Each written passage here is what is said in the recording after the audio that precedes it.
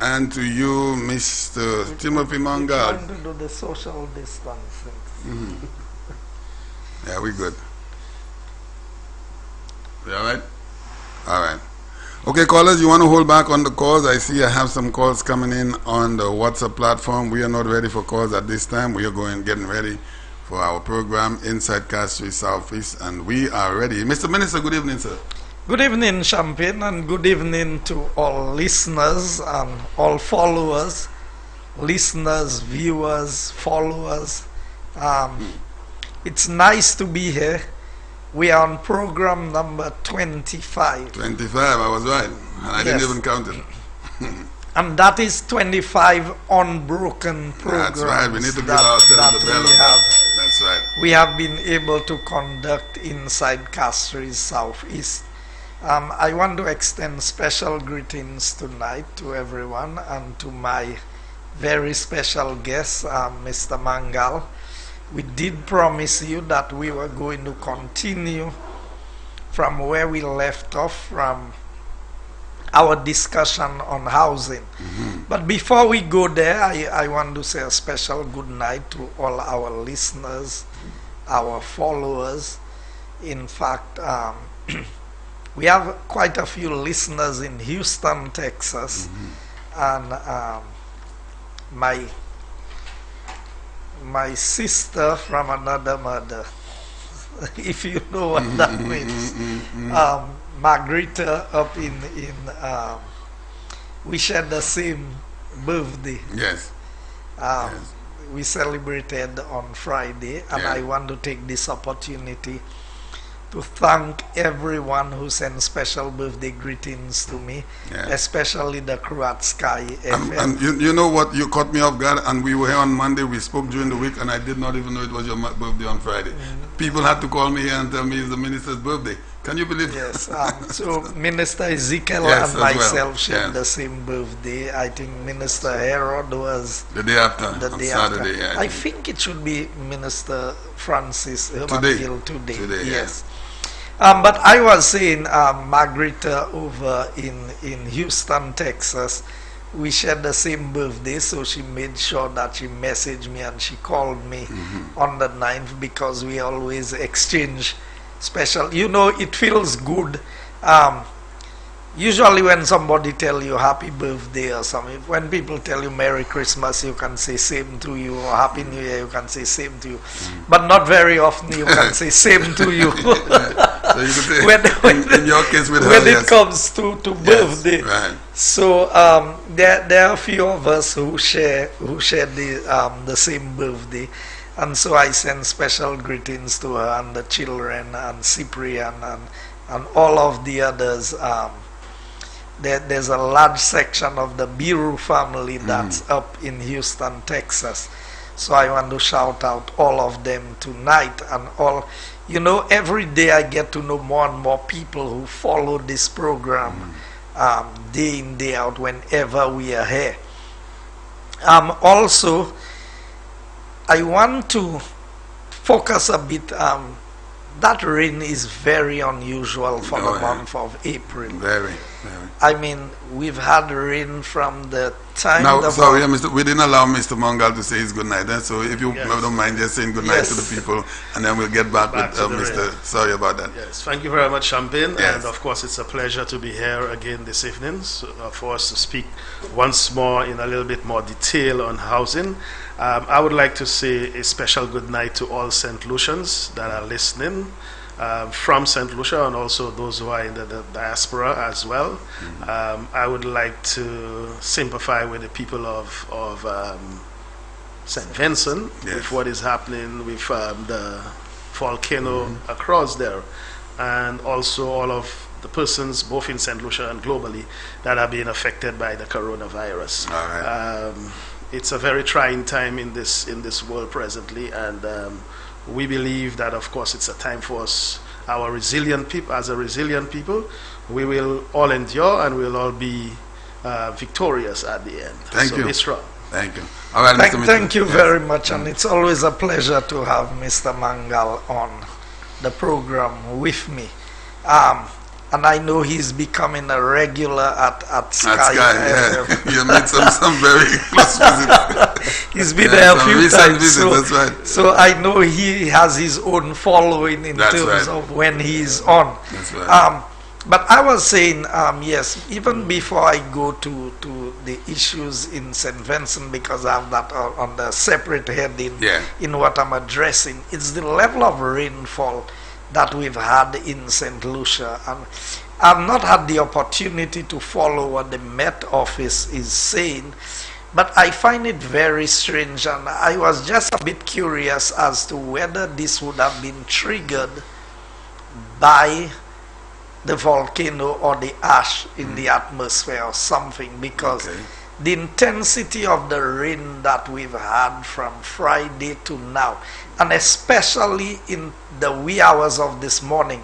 Now, when I spoke to my colleague ministers, Minister Herod told me there was a drizzle in Soufrière, and Bradley said there was no rain in Choiseul and other places, and it had been pouring in Castries southeast.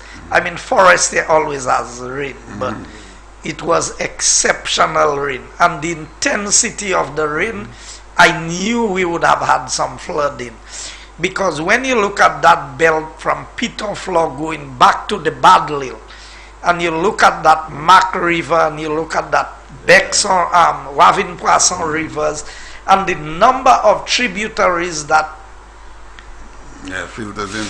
feed into these main rivers, it's a lot of water, Champagne. And if you take the rivers from Malo going back to now there are places in Forestier that people don't know, and I can tell them. You have rivers in Forade, you have in Formaleka, you have Fonfifin, you have Limosis, you have and these areas have 5, 6 other tributaries. So Champagne, if you've been, I don't know if you've been by my mother. Oh yeah, I know the area very well. When you leave the road and you get to where my sister lives, you cross 1, 2, 3 ravines. Yes, I saw. And we're talking about within 100 yards. Wow. There are 3 ravines that you would cross before. And then if you go further, there's another one.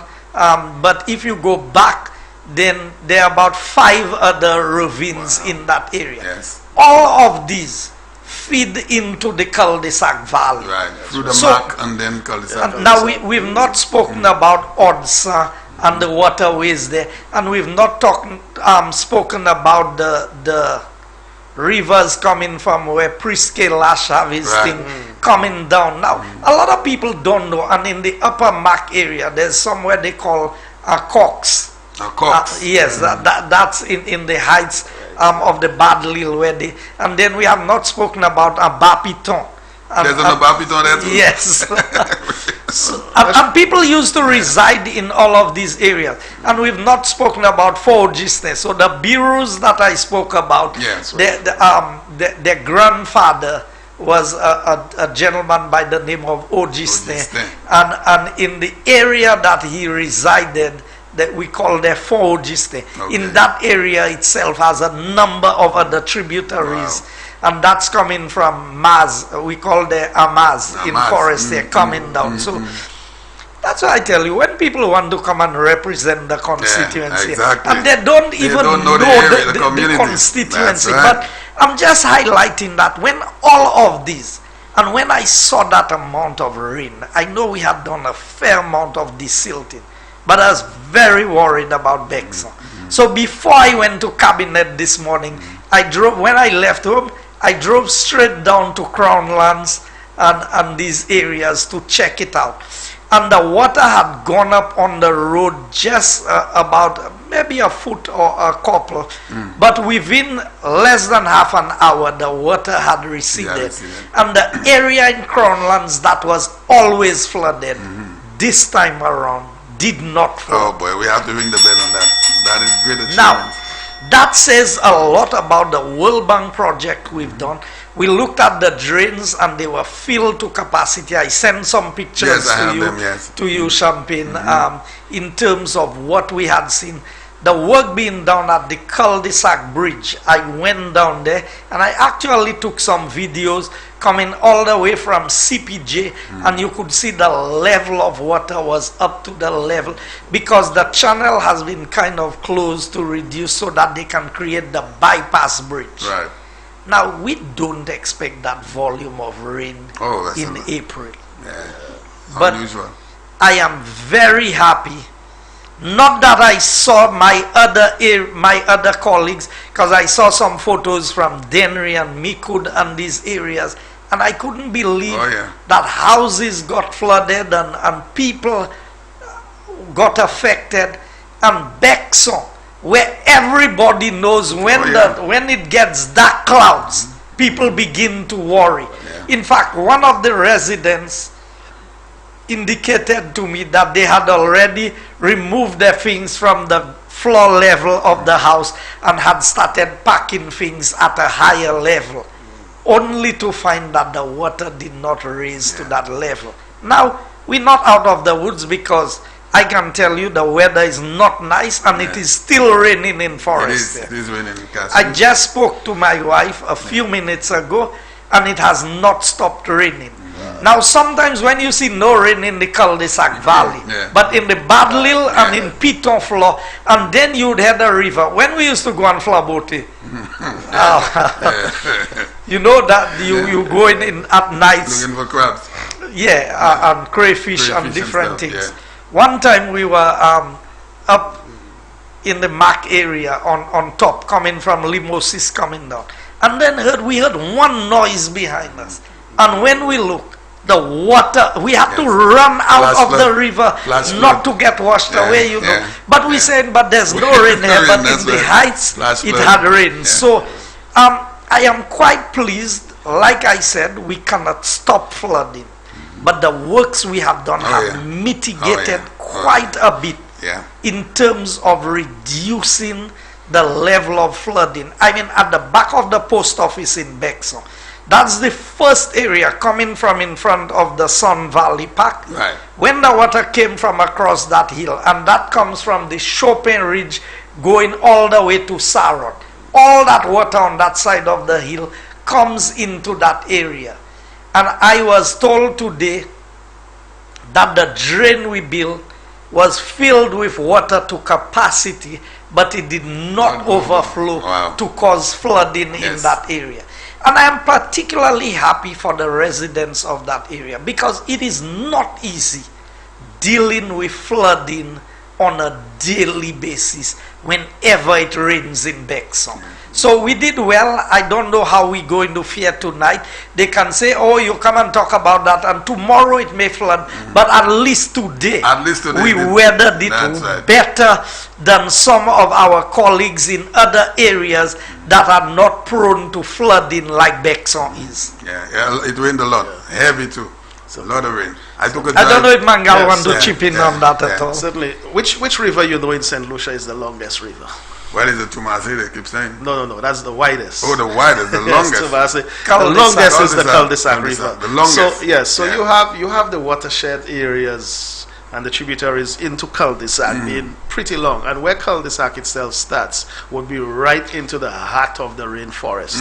And so you could imagine all the areas that the minister just mentioned, okay, with all its watershed coming into that one main water course. And if you do not increase or have enough capacity for that water to flow, naturally you're going to have flooding, and that is the problem. So with this government consistently investing in this silting on a yearly basis, it would substantially reduce the amount of flooding. We cannot prevent flooding because in major heavy rains we will always get the possibility of flooding, but you could significantly reduce flooding if you take the necessary preventative measures by providing a bigger area for the water to flow. And I'm using real layman terms there. So when you desilt, you create that kind of capacity. And that is what the minister and this government has done well to be able to prevent the flooding from happening.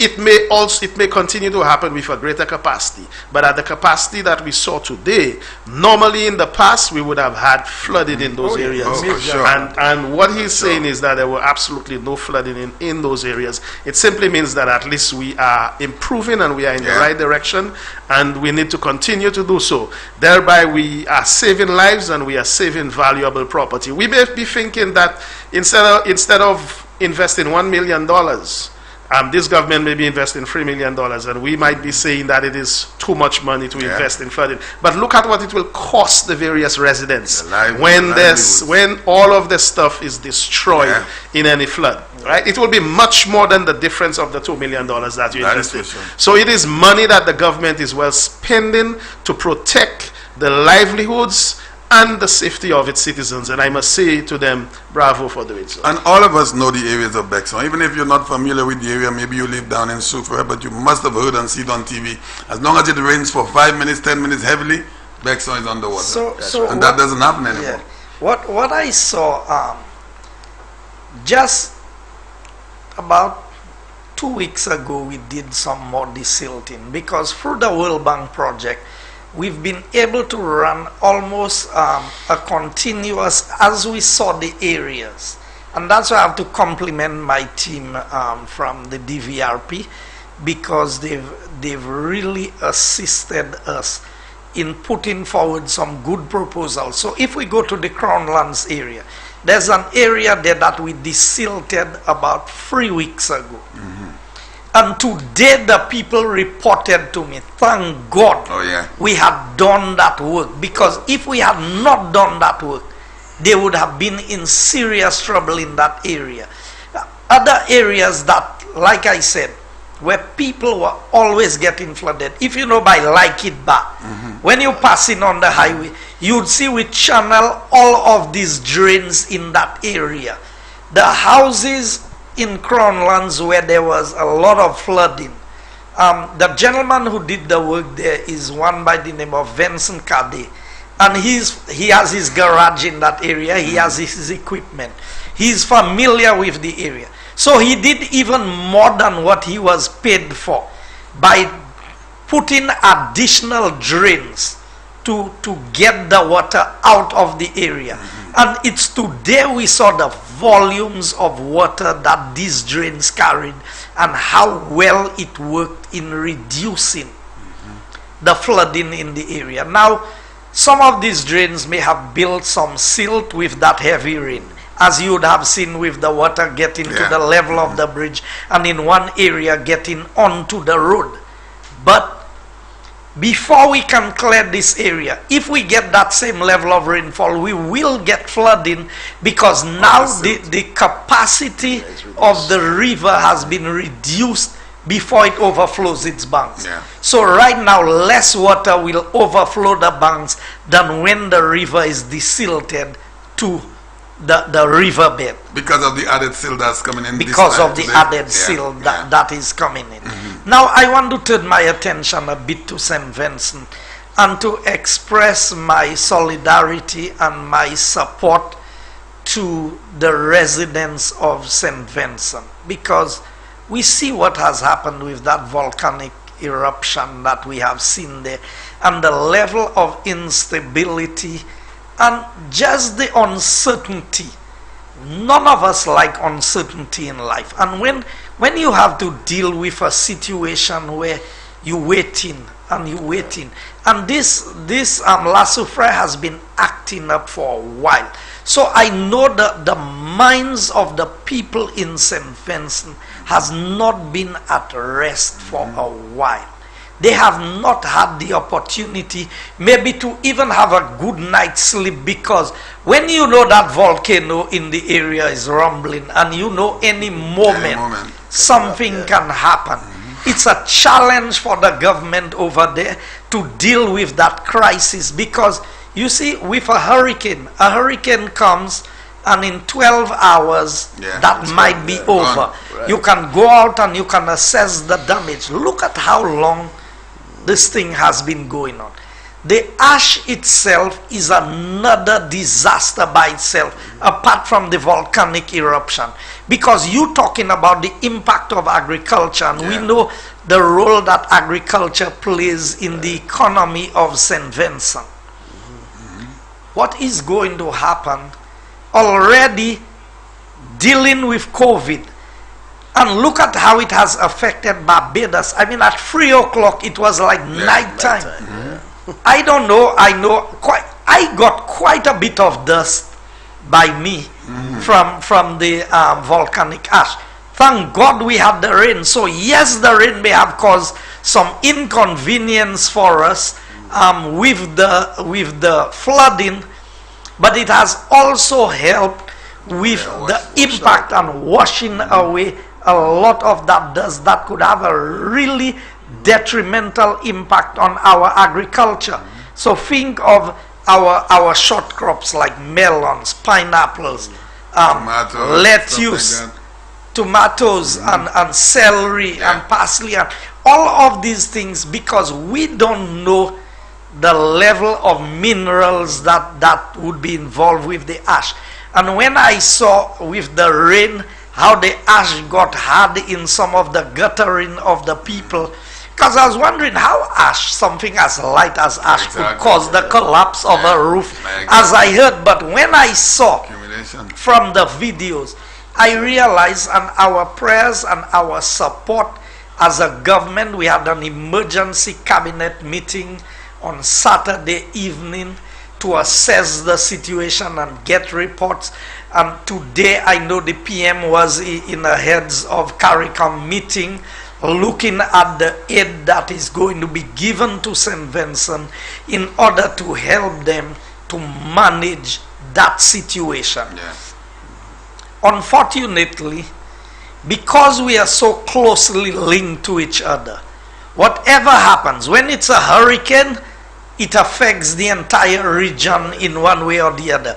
Because everybody think when you talk about the Caribbean is one area. So people thought when the hurricane devastated Dominica, when Maria, then it was looked as if the whole Caribbean. So you cannot come to St. Lucia because, and then if you look at the international reports, then you hear about the air quality in the region and everything, and that might scare people away.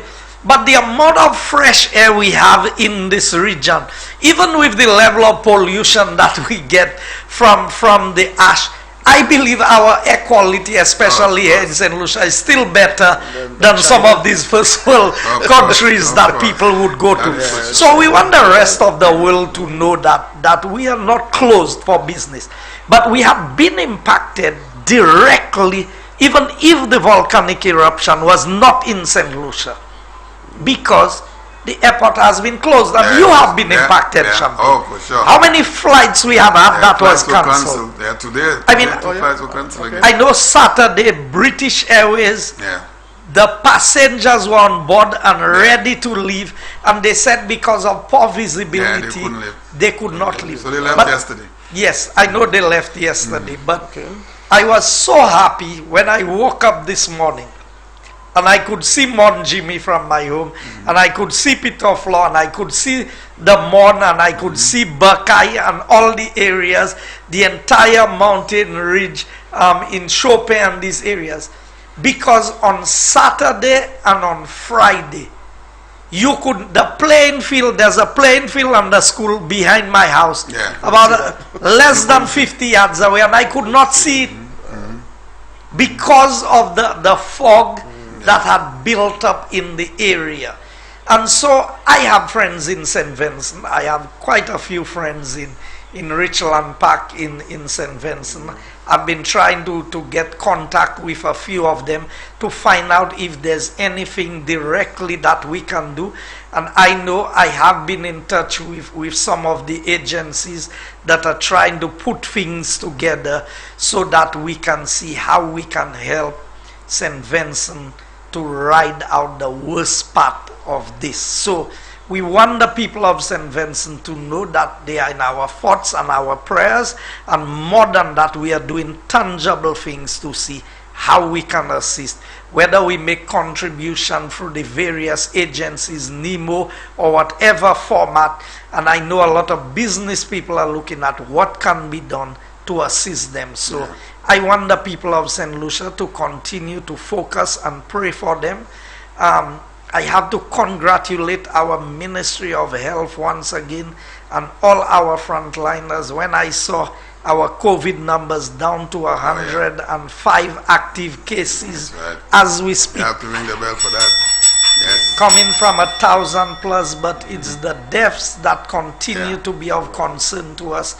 I think we're in the region of 62 or thereabouts. 64, if my memory serves me right. So, you know, it is something that all of us need to be very mindful about and continue to. That's why Mangal and myself and yourself, we are sitting a fair distance from each other, so that we can, as much as possible, protect each other during this time. Before we continue, Mr. Minister, do you know if we have any residents of St. Vincent on Island that we could assist in or no? I know apart from the first set who came in, who are the farm workers who are en route to Canada, I don't know that we've received any of the others. I know the logistics are being put in place to be able to accommodate those who would be coming. So as of before I came here, I did not get any updates on this. So I would not want to give any information that is misleading. Tomorrow, the Prime Minister will be presenting the appropriation bill in Parliament at 4 p.m. I hope you can do some broadcasting. We're going to be bringing it live here. Yes, from here. So I really want to thank everybody who was involved in the preparation of the budget.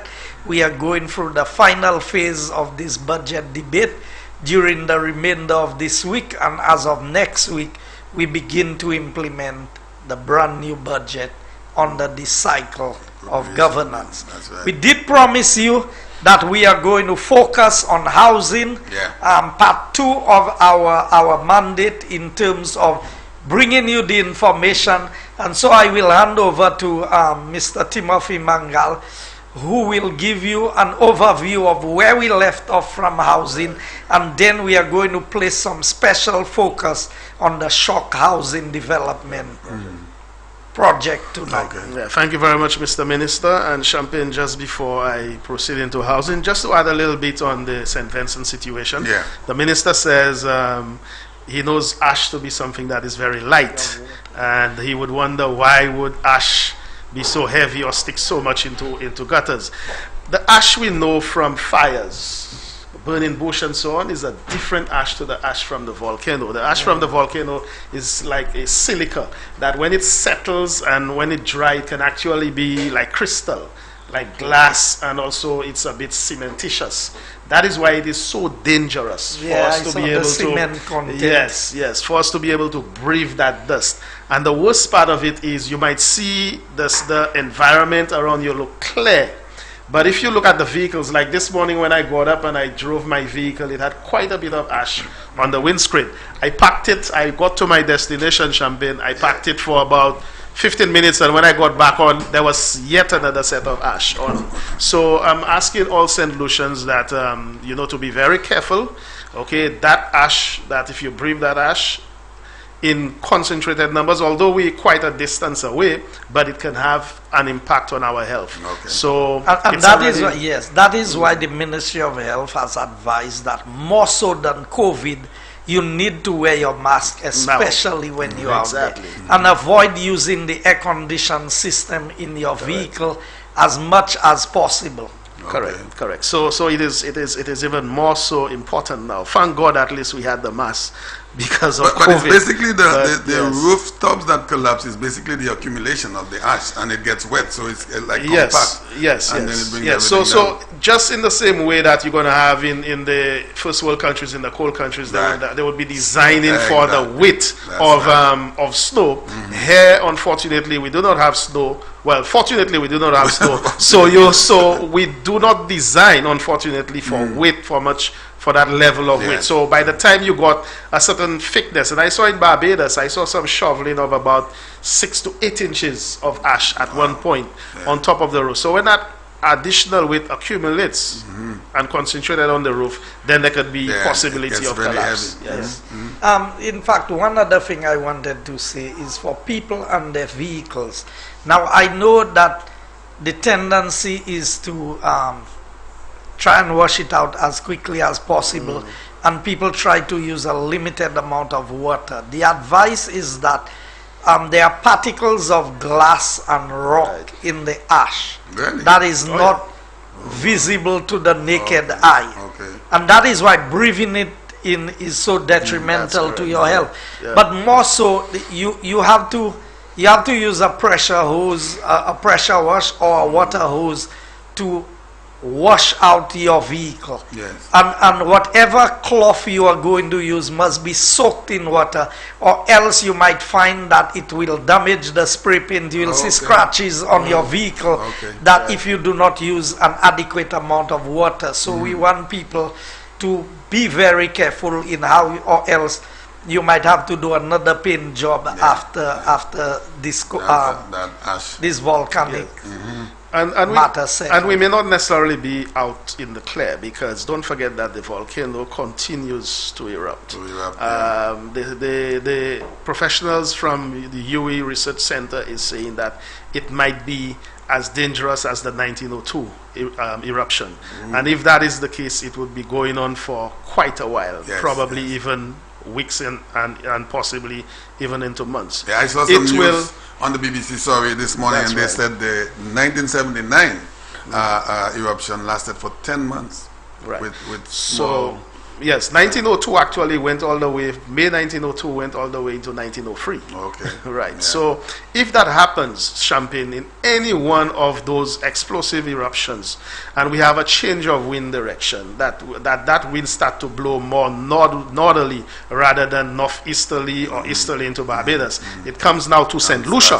So we can see the same thing that is happening in Barbados potentially happen in St. Lucia. So we are thankful so far that God has protected us, but we need to be vigilant. We need to be aware of the possibilities, and once we are aware of the possibilities, then we would take the necessary measures to protect ourselves should that eventuality happens. I think I will pray for the nation here on Sky FM every month, and has a big part to play with. Yes, very well. So Champagne, I'll go into housing, and of course we had a very, very productive session on housing 2 weeks ago. The feedback was good, and persons are asking, first of all, for us to do a recap of what we did that period of time. So I will briefly go through what we did 2 weeks ago and to highlight the main points, and thereafter we proceed. So we started last week in talking about the CDC roof leaks, and we indicated that when we got into office, we found that someone was given a job of $95,000.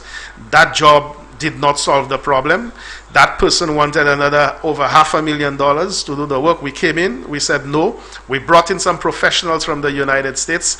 They came in at their own cost. They trained local St. Lucians who were certified in using Gecko roof products, and at the end of the day we got the CDC roofs in block A, B, C, D done by using Gecko roof for about $100,000, and that was done in the year 2017.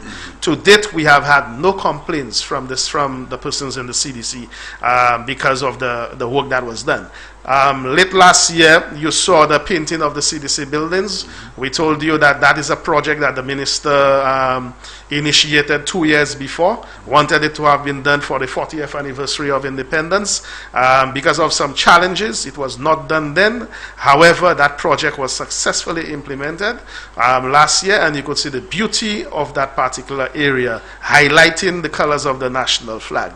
Then we moved into the various difficulties and what we inherited under the previous Labour Party government in housing. And we told you of the difficulties with the Rivadore housing development.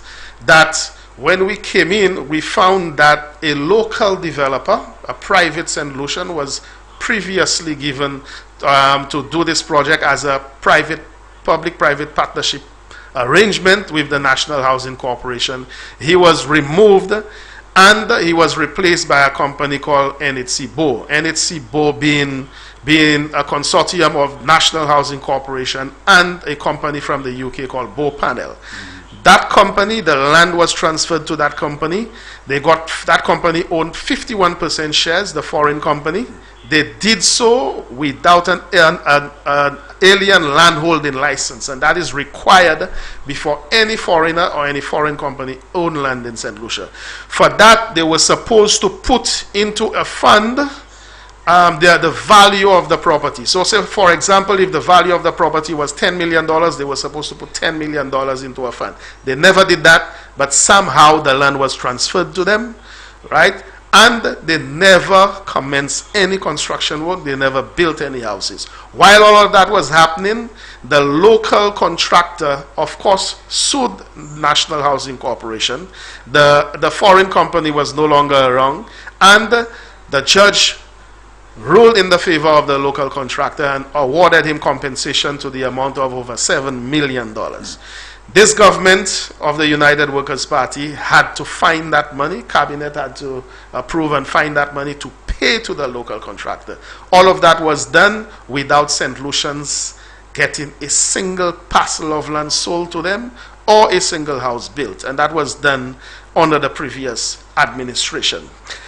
In other words, you had your land, you wasn't owing anything on it. You give it to somebody. The person didn't keep the end of the bargain, and to get back your land, you had to go and pay $6 million to get it back. That's the management of the Labour Party. Yeah, correct. Then we also told you about a Livity group. So after that joint venture failed, another, that was in the year 2013, I think it was, 2013, 2014, another joint venture was formed in 2015, Livity Group, with the same directors of the Bow Panel people. The same copy and paste arrangement, 51% shares in the company, with NHC having 49% shares, the same transfer of property and so on, under the same arrangements. Fortunately for us, since it was much closer to elections, when we came in after elections, we were able to nip it in the bud, and fortunately no land or no parcel of land had been transferred to them, and we were able to get out of that agreement a lot easier than the one from Rivadore. And then the big one, Talvan. Talvan, yet another agreement with another foreign company, JLDP, and I told you it was a French company, JLDP. The arrangement was for them to go in, design, finance, and build a number of houses in the Virgin Territory of Talvan. But the condition, the only condition, in fact, there was a condition in favor of that company, where that company is saying, you need to transfer the land to me, you need to allow me to do all of that development. However, I will not invest a single dollar of my money until I get 60% of those houses pre-sold, which means that they would be advertising those properties to St. Lucians. St. Lucians would have to deposit on those properties, and only when they are satisfied that they had sold 60%, 6 out of 10, every 10 units, that is the only time they would take the very St. Lucian money and invest it onto that property. I don't know why a St. Lucian company couldn't have been engaged to do that very same thing. So because we didn't go into much detail on that the last time. But I want St. Lucians to think carefully. You believe that a Labour Party government could not have found a St. Lucian contractor to give them that kind of a deal? And you don't think that any St. Lucian contractor would have taken a deal like that? You get to sell 60%. Now we know the history of people who come to St. Lucia and sell things, and they can. You remember there was a fella who used to sell cars. He came to St. Lucia in the Rodney Bay area, and he said he was importing cars for people. And hundreds of St. Lucians had deposited large sums of money, and every month you hear the vehicle coming, and the next thing you hear, the man skipped the country. So here you going into an estate. If it's a St. Lucian, the person is here. You have a chance of getting hold of that person. But here we have a situation where you're giving a foreign company the same opposition now, who accuse us of favoring foreigners, friends, family, and foreigners. Yeah. Would look at every deal that they made in housing was with a foreign company. Show me one local person they entered into an agreement with to do a housing project locally. In fact, the local person that was on a project in Rivadore, they pushed him aside. Pushed him out. Yes. And made, in order Refused to make way to pay him. for it. Yeah. Refused to pay him what was due to him, and the court had to come in. The persons who tell you, we are for you, we care about St. Lucians, we love a St. Lucian contractor work, because he did not get the job on the Labour Party government, you choose not to pay him. Yeah. You allow it to go to court, and it had to take a judge to dictate that the man had done work and he deserves to be paid. And today you want to tell me you are for St. Lucians. Yet still this same Labour Party, not Dewey, CCI was doing the work on the highway.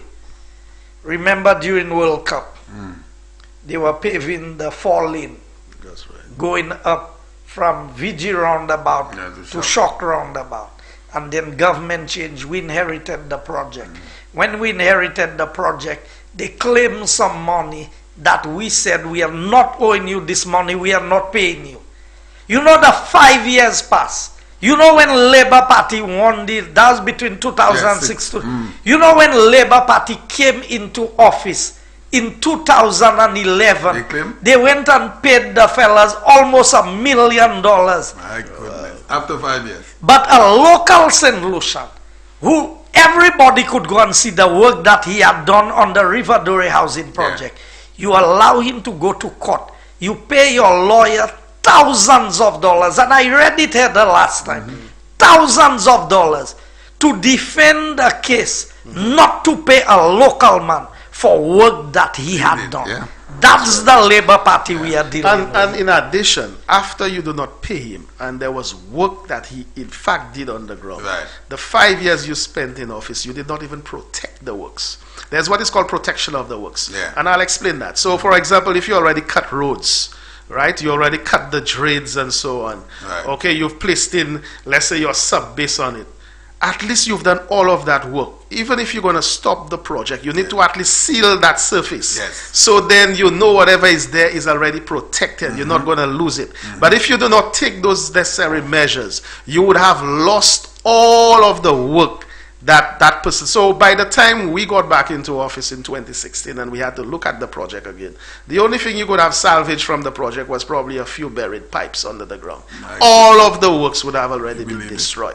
Everything. So that is $6 million plus the time value, and plus the number of jobs that could have been created with homes being built, the amount of revenue that would be collected in electricity, water, and whatever consumption, because every household adds value to the consumption of things in the country and to the tax base. So we've lost all of that by the cause of the management style of the Labour Party.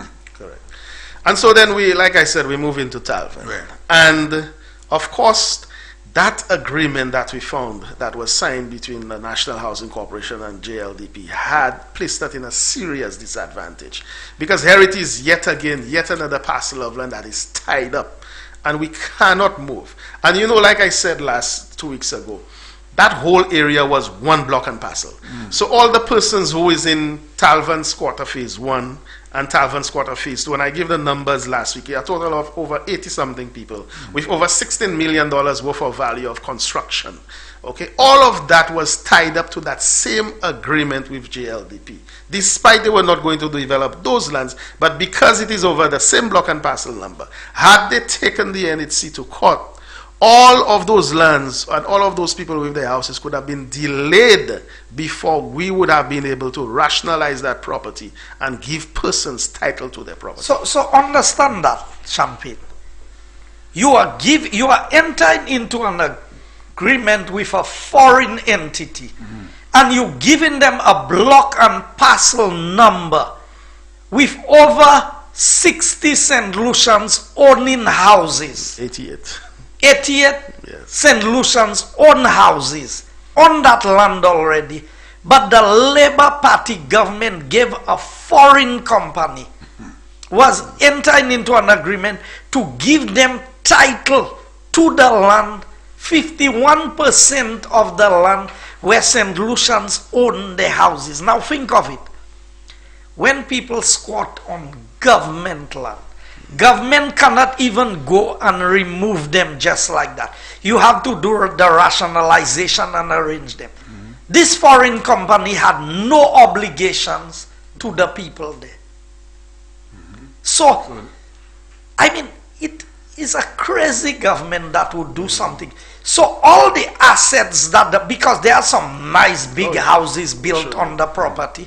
So if I come and tell you now, this is my land, I have title to it, for you to keep your house there, you have to pay me X amount of money. Yeah. Now I want to say this.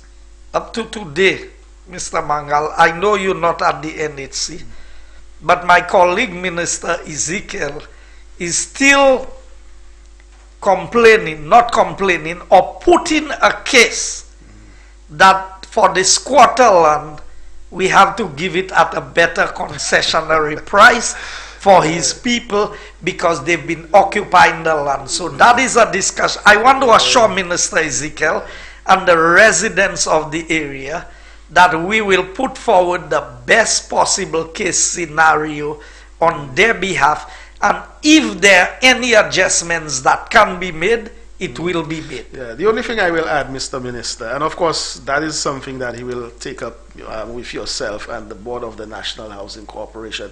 But you remembered when Labour Party was in office between 2011 and 2016, they were saying that they would develop the lands and sell it to the people at $5 a square foot, right? Rationalize it. They never did that. Yeah, they would. At $5 a square foot. Everything is, and that is between 2011 and 2016. We have rationalized the property now. We have rationalized the whole of phase 1 and phase 2. And roads are going in and so on. And all we did was increase the price by $1. Don't forget, you're dealing with inflation. You would have dealt with VAT during the period of 2012 and onwards and so on. Yeah. So we at the time we offered the people of Talvan, if you're paying cash, we're going to offer you the property at $6 a square foot.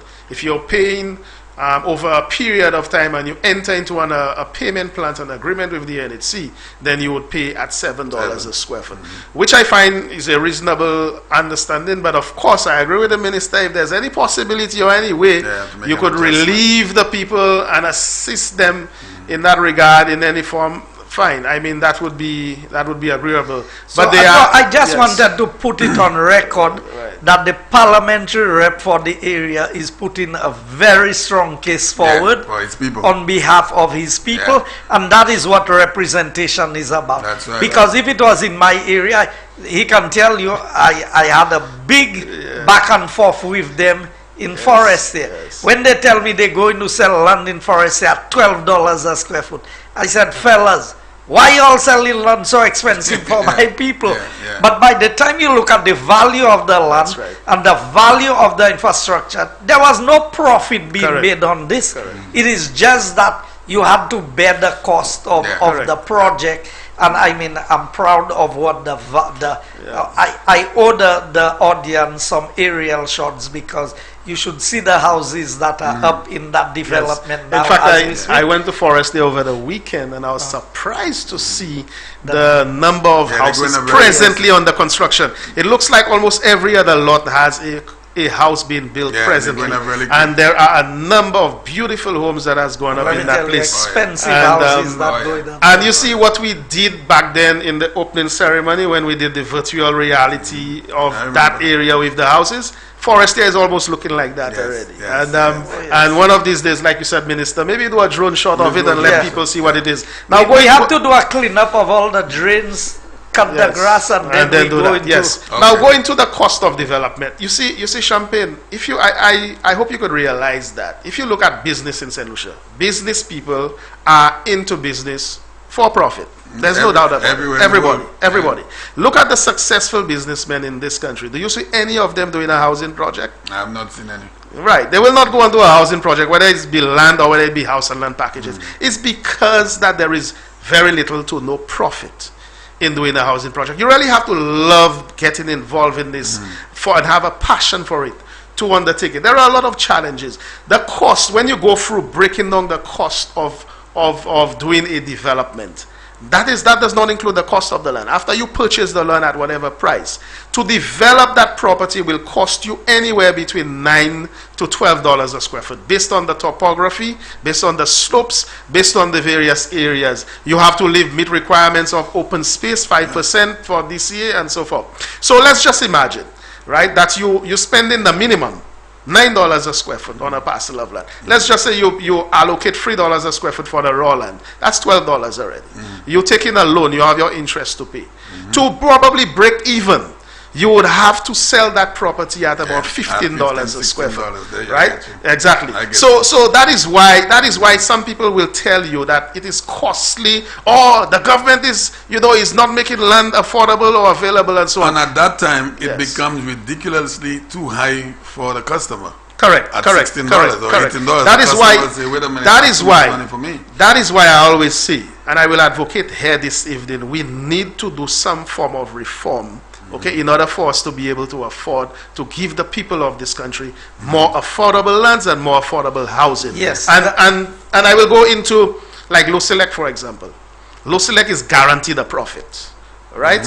Anywhere you work, if you're doing a piece of furniture and you want to sell it for a profit, if you're in the retail business, you have to buy the goods first, invest in it, and then you sell it and make a profit. Right? Lucilec is guaranteed a profit. Yet still, if I am supposed to go and carry out a development, I am the one as the developer that has to pay for the poles, pay for the lines, pay for the whole thing, pay and for the installation of it. And pay Lucilec for them to connect it. So I have to put in all the infrastructure for them. And all they do, they come in after, they tap in, they connect the persons, and then they make their profits. They basically do just the connections. Exactly. That's it. But you pay for it. But the customer pays. And I'm happy that Mangal brought up this thing, because he knows my position on this. Lucilec, the following month, begins to collect. Correct. With no refund. So remember, the developer puts the money up front. The developer passes on that cost to the purchaser. Right. At the end of the day, what happens? The purchaser still have to pay full price for the electricity. So they run their lines, because basically they paid for the lines, they paid for the wires, they paid for the connection. If you want to expand business, Mangal as a businessman, if he wants to sell things in Viewfort, he has to go and invest and open a shop in Viewfort, or get somebody, give them supplies to sell for him, and give the person a commission. Right. In a development, if you want to collect electricity from the people, I believe Lucilec is obligated to make a contribution towards, and the same for Wasco. Right. You have to run the pipes. You have to do the pressure test. You have to pay them for every single thing. You have to put in a water tank. And if you cannot put in a water tank, you have to pay them about $2,000 contribution for each connection. Each lot as a contribution towards a water reservoir. So you actually the one contributing to the infrastructural development. There was a case in Viewfort, because the water supply in Viewfort was not all that And then there's a developer who wanted to do a reasonable size development. After all of that, you know, they were asking the developer to go and invest in increasing the capacity of their own Wasco reservoir to supply the development. Wow. Now, these are the things that we have been working on. And people will say, but you in government, these things take time to change. Yeah. And these are the things that we have been working towards, because we talk about loving young people in St. Lucia. We talk about, we had the Labour Party talking about the youth economy and the opportunities for the youth. How will a young person be able to own a house and land package when they have to be the ones to bear all of that cost? So the idea is that we have to find a mechanism. If you have in a development, I think of over, is it 55 or 60 or 100 and something lots, they now require you to put a sewage treatment facility. 60 something lots. Yeah. Do you know how much a sewage treatment facility will cost? Now, if you have to pass on all of that cost, St. Lucians will not be able to own a piece of land. And then we complain about the foreigners. Now, when a British person comes here, and they come with £40,000, $40 for dollar, that's how they check it. Yeah. £40,000 for them. That's about 120 something thousand. Exactly. So they can afford. When an American comes here, and okay, 100,000 US is 267,000 EC dollars. That's a big difference. So we are creating an environment that is not conducive for our people. And that is why in my drive towards what I'm doing is that I want to make house and land more affordable. And we are going to come to this in terms of what we are looking to do to give people starter homes, give them something to begin with, and give them something that is durable and of quality. So I know that during this term we have not accomplished our goals in terms of housing, because all we've done is laid the foundation. Correct. And we inherited a lot of the properties that was tied up. Right. And now we've been able to free our hands. Exactly. I mean, up to today, PM and I, we were having, I know he had discussions with his people in Angers, and things are moving ahead for the surveys of the lands down there. Mine is happening in Bel Air, Ezekiel's own is happening. Bradley has 2 or 3 happening in Choiseul. I know in Boisjoli, in Dennery. We are looking at down there. So throughout the length and breadth of St. Lucia, we are doing housing projects to meet the needs of the young people of St. Lucia. And we are putting special packages in place so that first-time homeowners, young people who are buying property, can get some incentive in doing so. So Champagne, I'll make a bold declaration here. In a second term of this UWP government, there will be a large focus on housing, and you will see all of the rollout of housing that will touch every level of persons with certain income in this country. All right, whether it be subsidized housing from the lowest level to the medium income earner to the luxury homes. And the way the government plans to do so is the investment in the more luxury homes to be able to take the profits there and to subsidize it into the local housing component. I mean, you could see the pressure that there is on local, on government resources. And for us to be able to truly meet the need of what we call low-income housing, it must be subsidized. There's no two ways about it. All right, you know about, we just gone through the cost of land and developing land. There is also the cost of building materials, which we will expound a little more on as we go on. In fact, I wanted Mangal to touch on that, because as a supplier, because of COVID, I think you need to highlight to St. Lucians where we have found ourselves in terms of the availability of supplies and the price of supplies. Yes. Okay, so like I hinted last time I was here, for example, you would have a ton of steel that would have been about $2,000 just before COVID. Go to any hardware store in St. Lucia now. It is either $3,000 or bordering on $3,000 for a ton of steel. That is an increase of about 50%. Yeah. When you go to lumber, it's even more. right? Okay, I know what we used to pay for yellow pine out of Alabama, and I'm even giving the location. Yeah. Okay, out of Alabama for yellow pine in the U.S. All right, that price is more than double today. And if anyone used to buy yellow pine in any of the hardwares in St. Lucia, they're going now. Okay, they will be quoted more than double, at least 125% decrease. So in other words, Champagne, if you used to buy a piece of 2x4 by 20 for $50, it would be now $125 now, because of COVID. Mr. And before you go there, and then you would be lucky to even get it. Yeah. Because the availability is not even there. It is so scanty. If you go around and you try to make a shopping list, you will get that half of the prices of half of the lumber that you have on your list, you may not get it anywhere on island. And if you do, if you are lucky and you get it, you will have to pay about 125%. Yeah. It didn't just stop there with all aspects of building materials, whether it be nails, whether it be glass. My supplier of doors from Brazil, I am inquiring for another container of doors, and they're telling me we cannot even quote you.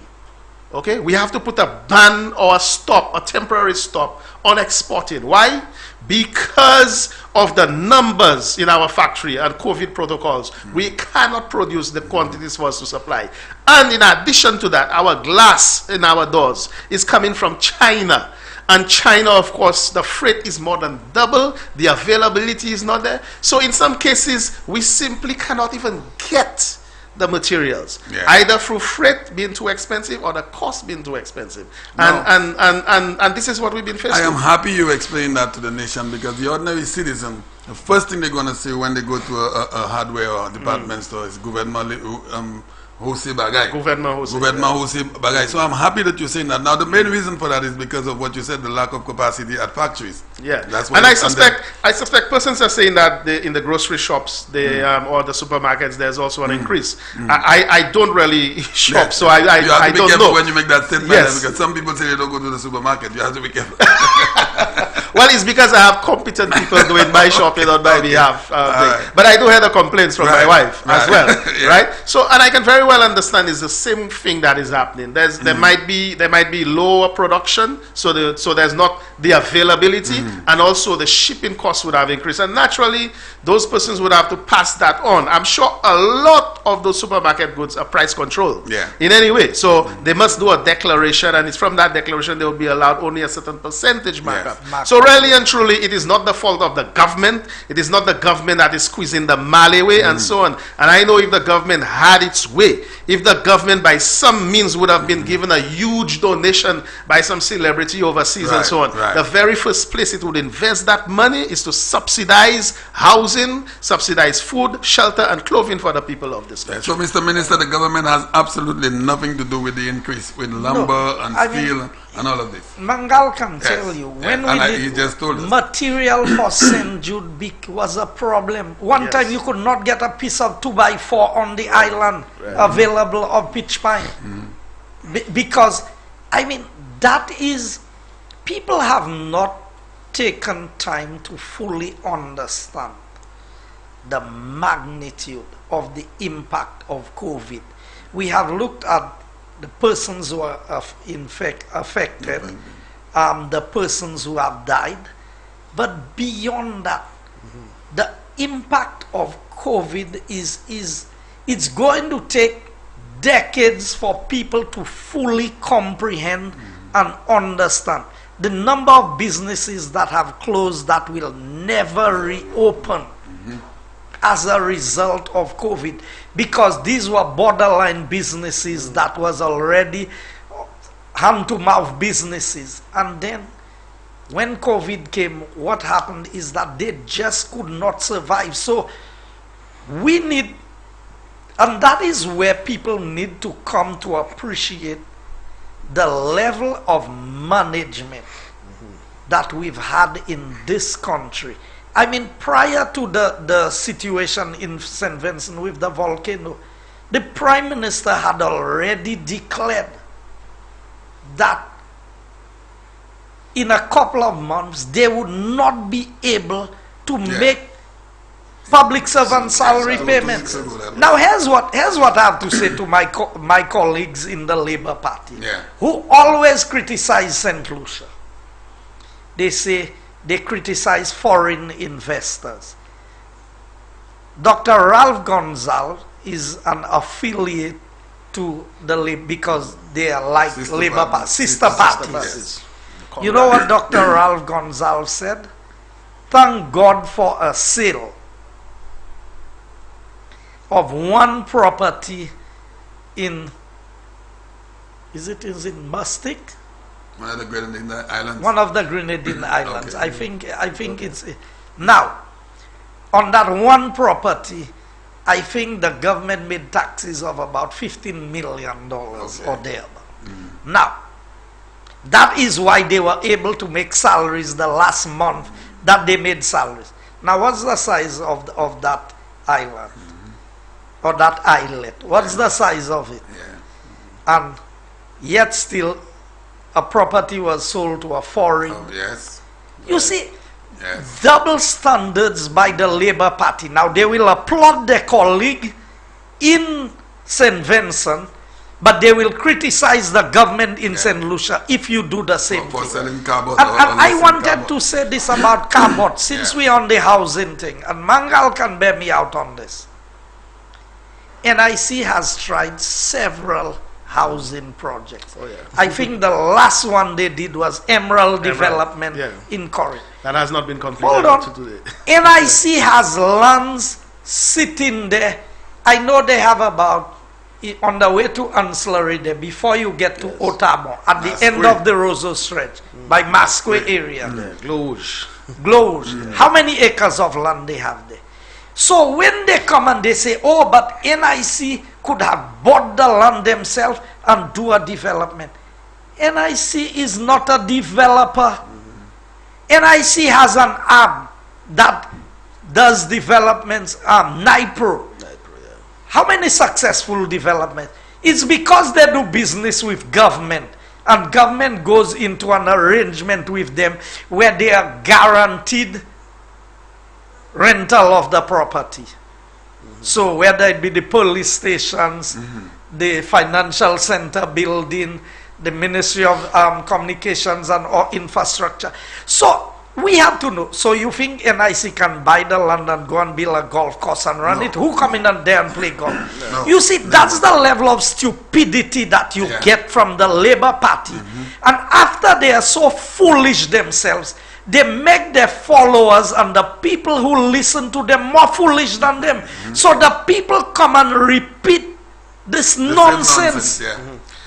Even if I have land, I cannot go and do a development. Because if I do it, I will not be successful, because the skills and the margins. You see, people have to understand the margins. That's right. It is when you go into a business, what is the profit margin? When do you price yourself out of business in the market? So if your price is too high, people don't buy. And if your price is too low, people say, buy sa sapabo. Si sa tebo sapabo mashiko. That's right. So you have to find the right price point to be successful. Now, Mangal is a man that I have admiration for in business-wise in terms of what he has done. Growing up in the community together, and look at the size of the business that he has built as a local St. Lucian businessman. And when we promote our local business people, you hear the Labour Party criticizing us, but they will support the foreign businesses that own the businesses in St. Lucia. But that's not friends foreigners. That's not. So Champagne, just to add what the minister is saying, I put it very clearly. You remember when government had government funding scheme, GFS? I remember the government funding scheme. Did that work very well? Government was losing money. City council, and collecting garbage. So then you see what it is that you allow the people who are best. You allow persons who are professional in the field or who are capable of handling work in a particular field to do so, and you give them the support mechanism. That is why I will always promote the PPP for housing. Okay, can you imagine government going into housing and paying people by the day, or trying to build homes by themselves and so on? that would be, Yeah, there will be an disaster, exorbitant yeah. cost. Yeah. So you facilitate them. You put in all the necessary incentives in place. You put in the property and so on, and you allow the persons who are the professionals in doing this thing. And that is what happened to NIC. NIC went on and do an emerald development on their own, and when they thought that they were going to come out with a project that they could have sold at $15 a square foot, it ended up costing them, I understood, all in the region of almost $20 a square foot. Okay, and it is still not complete. Wow. Right, and so on, and that is why they are not doing any other developments. Yeah. But if you ask them who did Blue Coral. yes, Yeah. Oh yeah. Who did Blue Coral? yes, Who implemented the project? And what's the level of profitability? So it is easier for you to give the loan, collect your interest, have your security. So if the project goes belly up, you have more than enough coverage. You have 3 times the value. So even though you don't get 3 times the value for it, and even though it's just your money you recover, you've not You still lost didn't lose anything. anything. That's right. Unlike Blue Coral, where every month they are losing money. The same taxpayers who contribute to NIC and who led out in this project. Who was head of NIC? Emma. All the gurus of the Labour Party who was there. And that's why we need to come to the shock development. yes. Now, But before we go, let me try and finish my rounding up quickly, as time is going up. I So- thought we had so- to go to the Black Bay lands as well. We're not going to go Right. there. So Talvan, for example. So what we had to do quickly is we had to radically move in, fire JLDP, give them the time. Fortunately, they did not contest it, and we were able to first subdivide the 2 sections of the squatter areas, subdivide the lands, rationalize it, and the people of Talvan now, this is what Minister Ezekiel Joseph is pleading for, right? Because a lot of the people have purchased those properties, and there are some who have payment plans and who are now owning the land in which they have their homes on. Right. Then we moved quickly and we did a PPP, okay, and we are now developing. We are now developing first free of the development in order, and I will quickly play the video again for those who didn't have to see it. Yes, So we yes. will play video 8 and 9, okay, of Talvan. If we could get that Camera crew video 8 and 9 of for Talvan, right? So Talvan, we have now engaged a contractor. And you could see all those big houses in the beginning there. These are actually the squatter areas, and those people for the first time will be owning the property. And that road you see that is going through that development will be proper concrete roads with concrete drains and cast in situ. so you see some of the houses that are there, and you giving a foreign entity Yeah. title to the Yeah. land. So they could With do as these they people's please. houses Yeah, on there. Yeah, they could tell the people move, break it down, do whatever they want. That's right. So and that is going to come up with top quality infrastructure, a total of 131 lots that will be made available to the people. And I understand that the prices there will be probably in the region of $12. So actually, these lands will be sold at very concessionary prices because, like I said, the cost of development comes out about $9 to $12 a square foot on that particular area. So that was taken 2 weeks ago. That is where we at with Talvan phase 3 of that development. I think we're still at number 9. So Mr. Minister, when this is done, and look at the topography of Talvan, look at the virgin lands that is in there, it's going to be a lot easier to build on. And, these are the areas that you'd be able to develop at a much better price than those lands. And a better layout as well. And then the quality of the work is one where the lots are almost ready, so you have minimal excavation to do when you come to build, because the manner in which the developer is doing it is trying to make, not just put in the infrastructure, but make it as suitable for construction as possible. Yes, the persons buying the lot may have to shape their lot the way that they want and do some excavation and thing, but generally speaking, I mean, I love, now, can you believe that I can stand at the church in Forest there, and see down where there. I go to church, and I'm seeing that entire development as nice as you are seeing it there. It is beautiful. It's really a very, very nice development down there. Yeah, when I heard you say that, I went forest and I had a look, and it looks really nice from a forest. It looks very, very good. And this is going to be just like Forestier. Like I said, when we opened Forestier is a model development with superior infrastructure taken up by the Ministry of Infrastructure.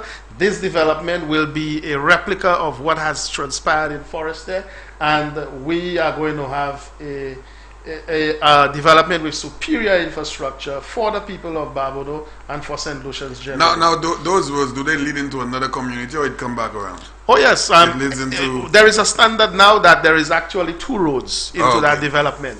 So there would be. So if you have a problem with one, you could actually get out, access the other into the other. This development also has a water tank. Okay.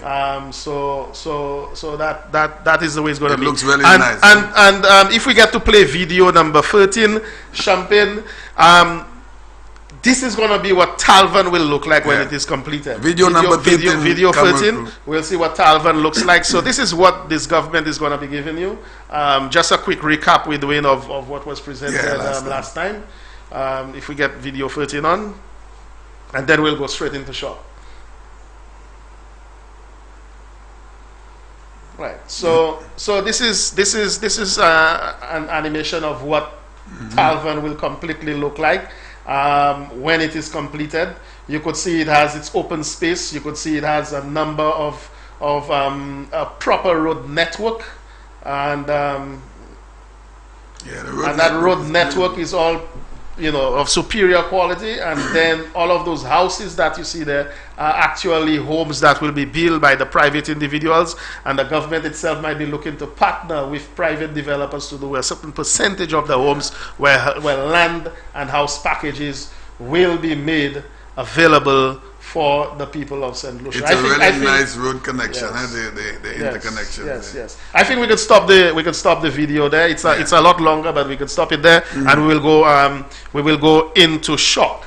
Now, shock is where we said we're going to a bit more detail. So you could imagine this is what the people of St. Lucia was being deprived of, because and this was given under the Labour Party to a foreigner to develop. They could not get it developed. We came in. We had to deal with the battles, first of all, to get the land back. And then we have St. Lucians. All what you see in there, the designs, the implementation, the road network, the infrastructure is done by all St. Lucians. We have to ring the all bell local. on that. All local Champagne. And we have for Shock as well, the very same thing happening in Shock. Now Shock is a particular project where the Labour Party government of 2001 to 2006, in 2003, entered into an arrangement where they purchased the property. And I'll let the minister give you the details of that and the losses and everything that is going on, and then I will come into the technical part. So let me just give you a summary. The Cabinet of Ministers in the year 2003, and the information is there by Cabinet Conclusion number 202 of 2003, approved the acquisition of land registered as 1050B parcel 807, comprising of 89.78 acres of land in the quarter of Castries. The subject property was owned by Shock Estate Limited and was acquired to facilitate housing development. So that is what they said they were doing. The property was declared Crown on July 7th, 2003. So it changed title from, but it didn't just change title from Shock Estate. So it says, as part of the negotiations for the acquisition of the property, Shock Estate Limited offered to sell the property to the state via private treaty at a rate of $2.05 per square foot, totaling approximately $8.2 million. So they offered to sell the land to the government, private treaty, $8.2 million. Now here was the government rationale. Remember we're talking about 2003. Everybody knows who was in government in 2003. The government, in its urgent desire, hear this, urgent desire to provide housing, informed Shock Estate that the property would be acquired as opposed to private treaty, and consequently made an interim payment of the sum of 3 million EC dollars in the year 2003. So they said, look here, it taking too long for us to negotiate. We are too much in a hurry, to get things going. To get things going, to build houses. 2003. So they put down a deposit of 3 million. They went and they did a compulsory acquisition. And apart from doing the compulsory acquisition, they paid $3 million on the property. Now, that was in 2003. Election was in 2006. Did they build a road in Shock? Did they make one lot available? So your party says pay pour negotiate ek pour acheter terre. So you take it compulsory acquire. Yes, acquire, oui. Yet still 3 years later when they lost elections, they had not built a single house or a piece of road. Yeah, not even a drain. But did they pay for the property? I don't think they had paid. No, they paid a deposit. Only a deposit, right? They paid a deposit of 3 million. Right. But here's what happened. In 2003, the Ministry of Physical Development, Environment and Housing assessed the property with an open market value of $3.75 million.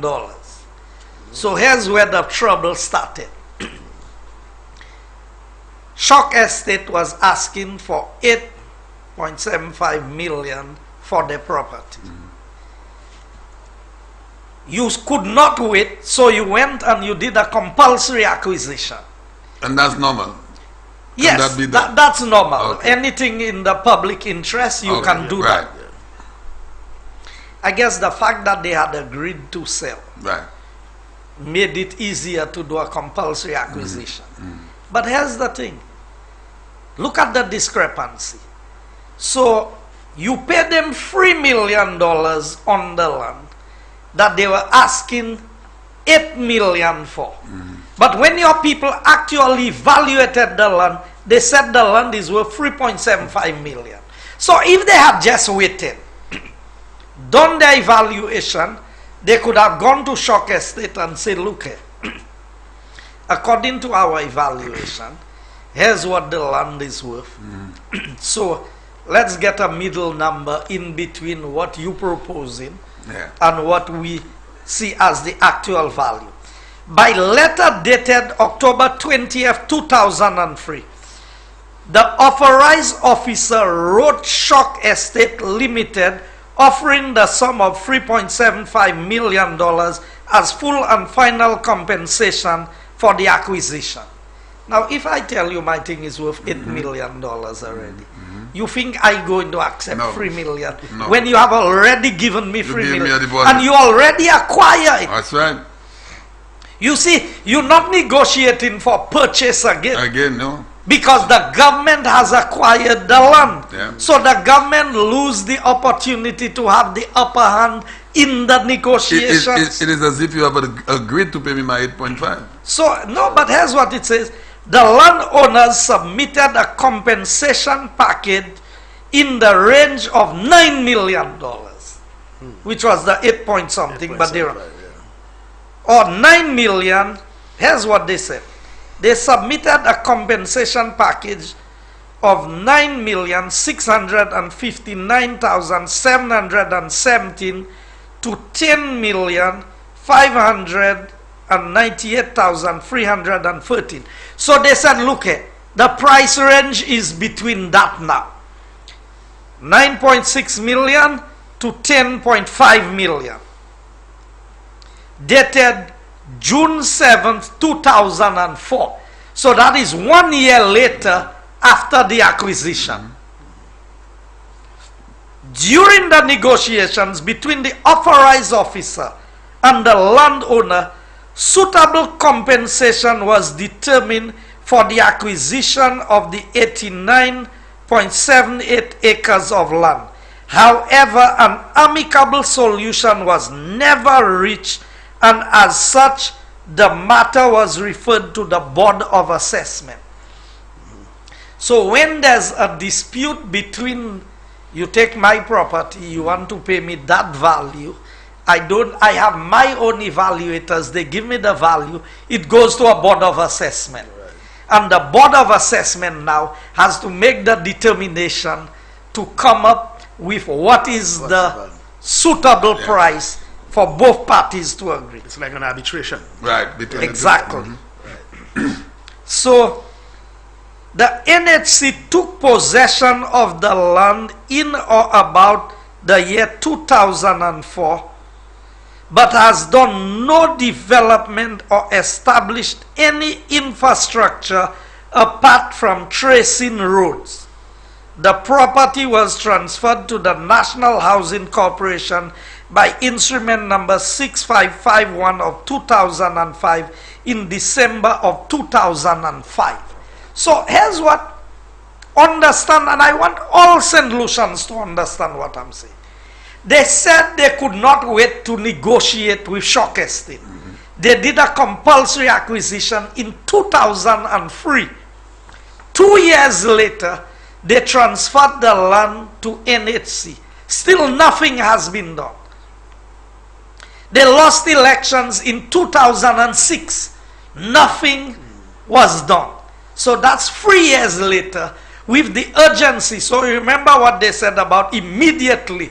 We'll put $1 million, 100 million into the economy. Okay. Million. So let me give you the rest of it. Cabinet via conclusion number 218 of 2013 approved the appointment of a Board of Assessment to undertake the case management of the acquisition. So during the 5 years we were in government, you know who was Minister of Housing?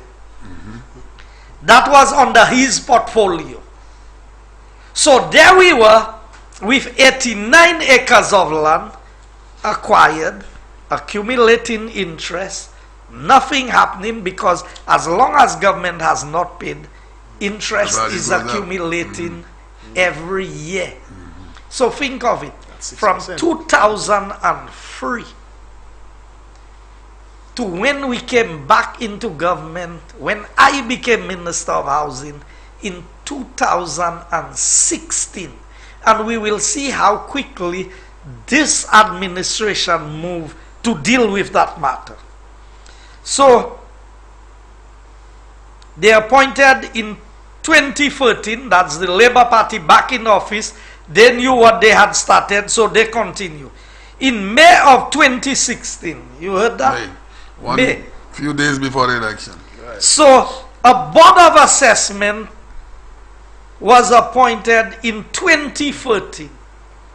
3 years later, in 2016, in May of 2016, the chairman of the Board of Assessment filed a notice against Shock Estate Limited pursuant to Section 12 of the Land Acquisition Ordinance Act, Cat 5.04, for failure of submitting a copy of the proposal for compensation to the chairman of the Board of Assessment. Subsequently, Shock Estate Limited requested for negotiations to be reopened with the authorized officer in an attempt to bring closure.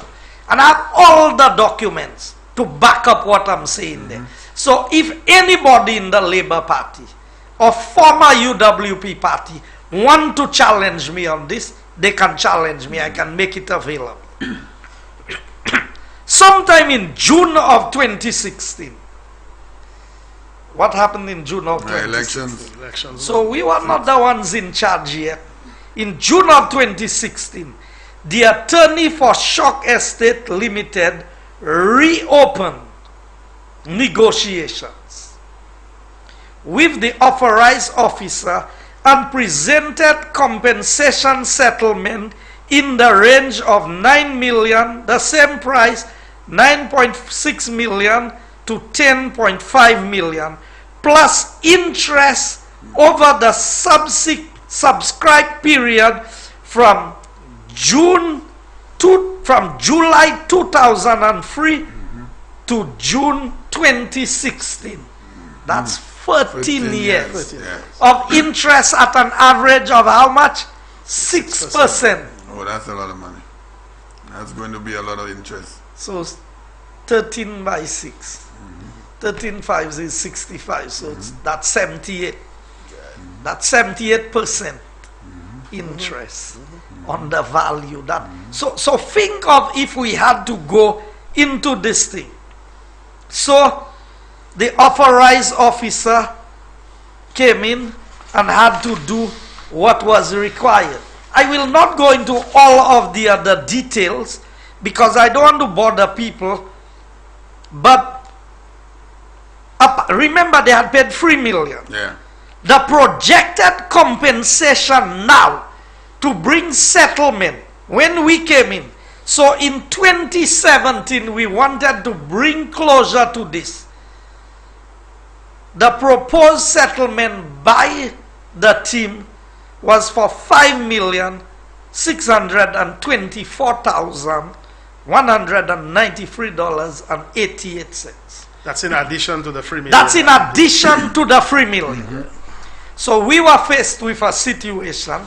So basically, the government paid Shock Estate the asking price because they were asking for 8 million initially, yes, right? Exactly. Yeah. So the government paid for a parcel of land and found its hands tied, saying it can do nothing with a parcel of land it has already acquired. Right. That's what we inherited. So here's what it says. The proposed submission by Shock Estate Limited is a departure from the norm where a cash settlement is made at the market value of the property plus a statutory 6% interest applied from the date of the declaration. The proposal speaks to a lump sum payment and an issuance of bonds as compensation in keeping with Cabinet Conclusion number 153 of 2015. And it gives the breakdown as follows. So when we came in and I became minister, we had to make a decision. They wanted payment of $1 million in cash, an issuance of 6%. Now, the settlement of interest was at 4.5%, so we did not agree to the Shock had negotiated. I think it may have been the previous government for interest at a rate of 4.5%. Because I don't want to give no information to make, and that's bad enough by itself. I don't need to add anything to it. So when we came in now, we had to make a choice. You pay them the $1 million in cash, and you give them $4,572,714.64 in bonds, government bonds, at 6% interest for the bond, and the bonds were mature in 2020, the year of COVID. And payment of the cost in the sum of $48,000. I guess that was fees that was associated to the transaction. So here's the decision I inherited. And I remember putting it to my cabinet colleagues. I said to them, okay, we've paid $3 million already. We now have to pay another $5 million. We will end up with the 89 acres of land if we do that. Our next option is abandon the acquisition. If you abandon the acquisition, You paid $3 million already. Still have all the interest. And then you still have the interest. Now, if you calculate the interest, and remember, it's not just the interest. When you abandon the acquisition, the inconvenience that you have caused to the person for not having access to their property, they can file a suit against you and say, look, you need to pay me compensation because you held my land for 13 years. You did nothing with it, and now all you want to pay me is 6% interest. If I had my land, I could have made more money. So here's what we had to do. So we ended up paying the $1 million, give them the $4.5 million in bonds, plus the previous government had paid the $3 million. Whereas if the Labour Party had just waited and completed the negotiations, because they were not in a hurry after all. They never built a house, never put a road. And for all these years, with all of that money tied up in that project sat down there with nothing happening. Now, after we've spent all of that money, you think we have the money to go and develop that property? No. And you think I will bring another Bopanel or Livity or JLDP to put that land in their name? Not only that, Minister, what happened is that they developed a plan, you know. After they invested the $3 million, they went and they designed, they did a layout and so on. That's why they traced a few roads. When they prepared that layout, you know what they realized? They said that it was not viable for them to develop Shock. Really? They said that Shock was too expensive to be developed, because and it was more not than 39. Yes, in fact, I have the acres. Shock, they purchased 89.7 acres, and the plan that was prepared was for 54 acres. So over 35 acres of land was just left abandoned. It's not suitable for development according to the plan. So and that's what you call by Java Sack. Yes, and you know, Shock is a rocky area. You have a lot of excavation, you'll have a lot of reducing to levels and so on. So when they did the calculation, they realized, but listen, we've invested into an area for housing, and then now we find that what we invested into is not worth anything because we can no longer develop it, and that is why they shelved that plan and said Shock is not suitable for development. After investing $3 million and an additional $5 million. Tying the new government hand to pay another 5 points. So altogether, we would have spent about $9 million on Shock and not able to develop the property because they said it is not viable. If you develop it, you will not recover the money that you are spending.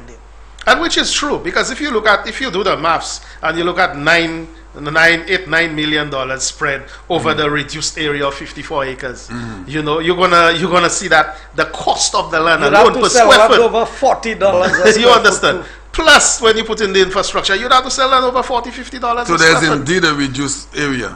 Yes, that yes, you there could is. do nothing with. There is no. Well, what we've done when we came in, and we'll show you the topos in a while, and the video of what has been done. Okay. We actually came in. We took that same plan. We started from scratch with that same plan, and we went in on the ground. We did a perimeter survey again, right? We took levels again. We look at, I mean, there are roads and there were drains in their plan that was going uphill. Drains going uphill rather than downhill. Drains going uphill. Yes, right? Well. So we had so we had to make those changes again. You read my mind because I was and Champagne, when I was chairman, I don't know if you could recall when we launched Forestry and we did Forestry. I came on the media and said we're moving into Shock the next because there was an approved plan. There was that approved plan which they prepared in 2003. So then I was told that this plan is approved and so on. I saw the letter of approval which had a list of conditions that were not met, about 28 conditions. So I went on television and radio and said we're moving into Shock next, right? Only to find out that when I'm asking for that plan in the office at NHC, they cannot find the approved plan. I said, okay, well, why don't we get a copy from the DCA? I had to dispatch somebody for 3 months to the archives to look for that approved plan because DCA doesn't have the space, so they send the drawings, their copy to the archives. We couldn't get it. I asked the staff in the office, I said, well, let us have the soft copy that you have on file. We'll reproduce it. We will get planning to stamp it for us. We will start with that drawing and we'll do the modifications after. There was no soft copy either, as if the whole project was sabotaged. And we had to start back from first principle, from scratch. And that is why you will realize that there was a break between the time we completed Shock and Forestier and then when we launched the PPP. Oh, yes. So that period of time we were really in transition, working on the perimeter, working on the new designs for Shock and so on. And then we had very limited staff in the office doing it. When we realized that we would not be so successful doing it that way, we decided to change the concept. Myself and the minister, we discussed it, we decided to change the concept and brought in the professional help from the private sector. And that is why I said earlier on, if you're a government, your role and your job is not to be good in construction. You facilitate the construction. So we brought in, we had that symposium in 2018 at the infrastructure ministry. And then we said, okay, we have 11 sites to develop. We invite in all St. Lucians who have the capacity to join with us. You'd benefit from the concessions of NHC. Send your proposals in. We have all those sites to develop, right? And so Shock was one of the sites we had in mind to start first. We partnered with a private developer. The private developer worked day and night to design Shock. And of course, Shock is being implemented as we speak. Now, here's what we were able to do. Remember, I told you they were only developing 54.3 acres of land, right? In our video of Shock, and if you could play for me, let me see if you could play video number 1 and number 2 for me, please.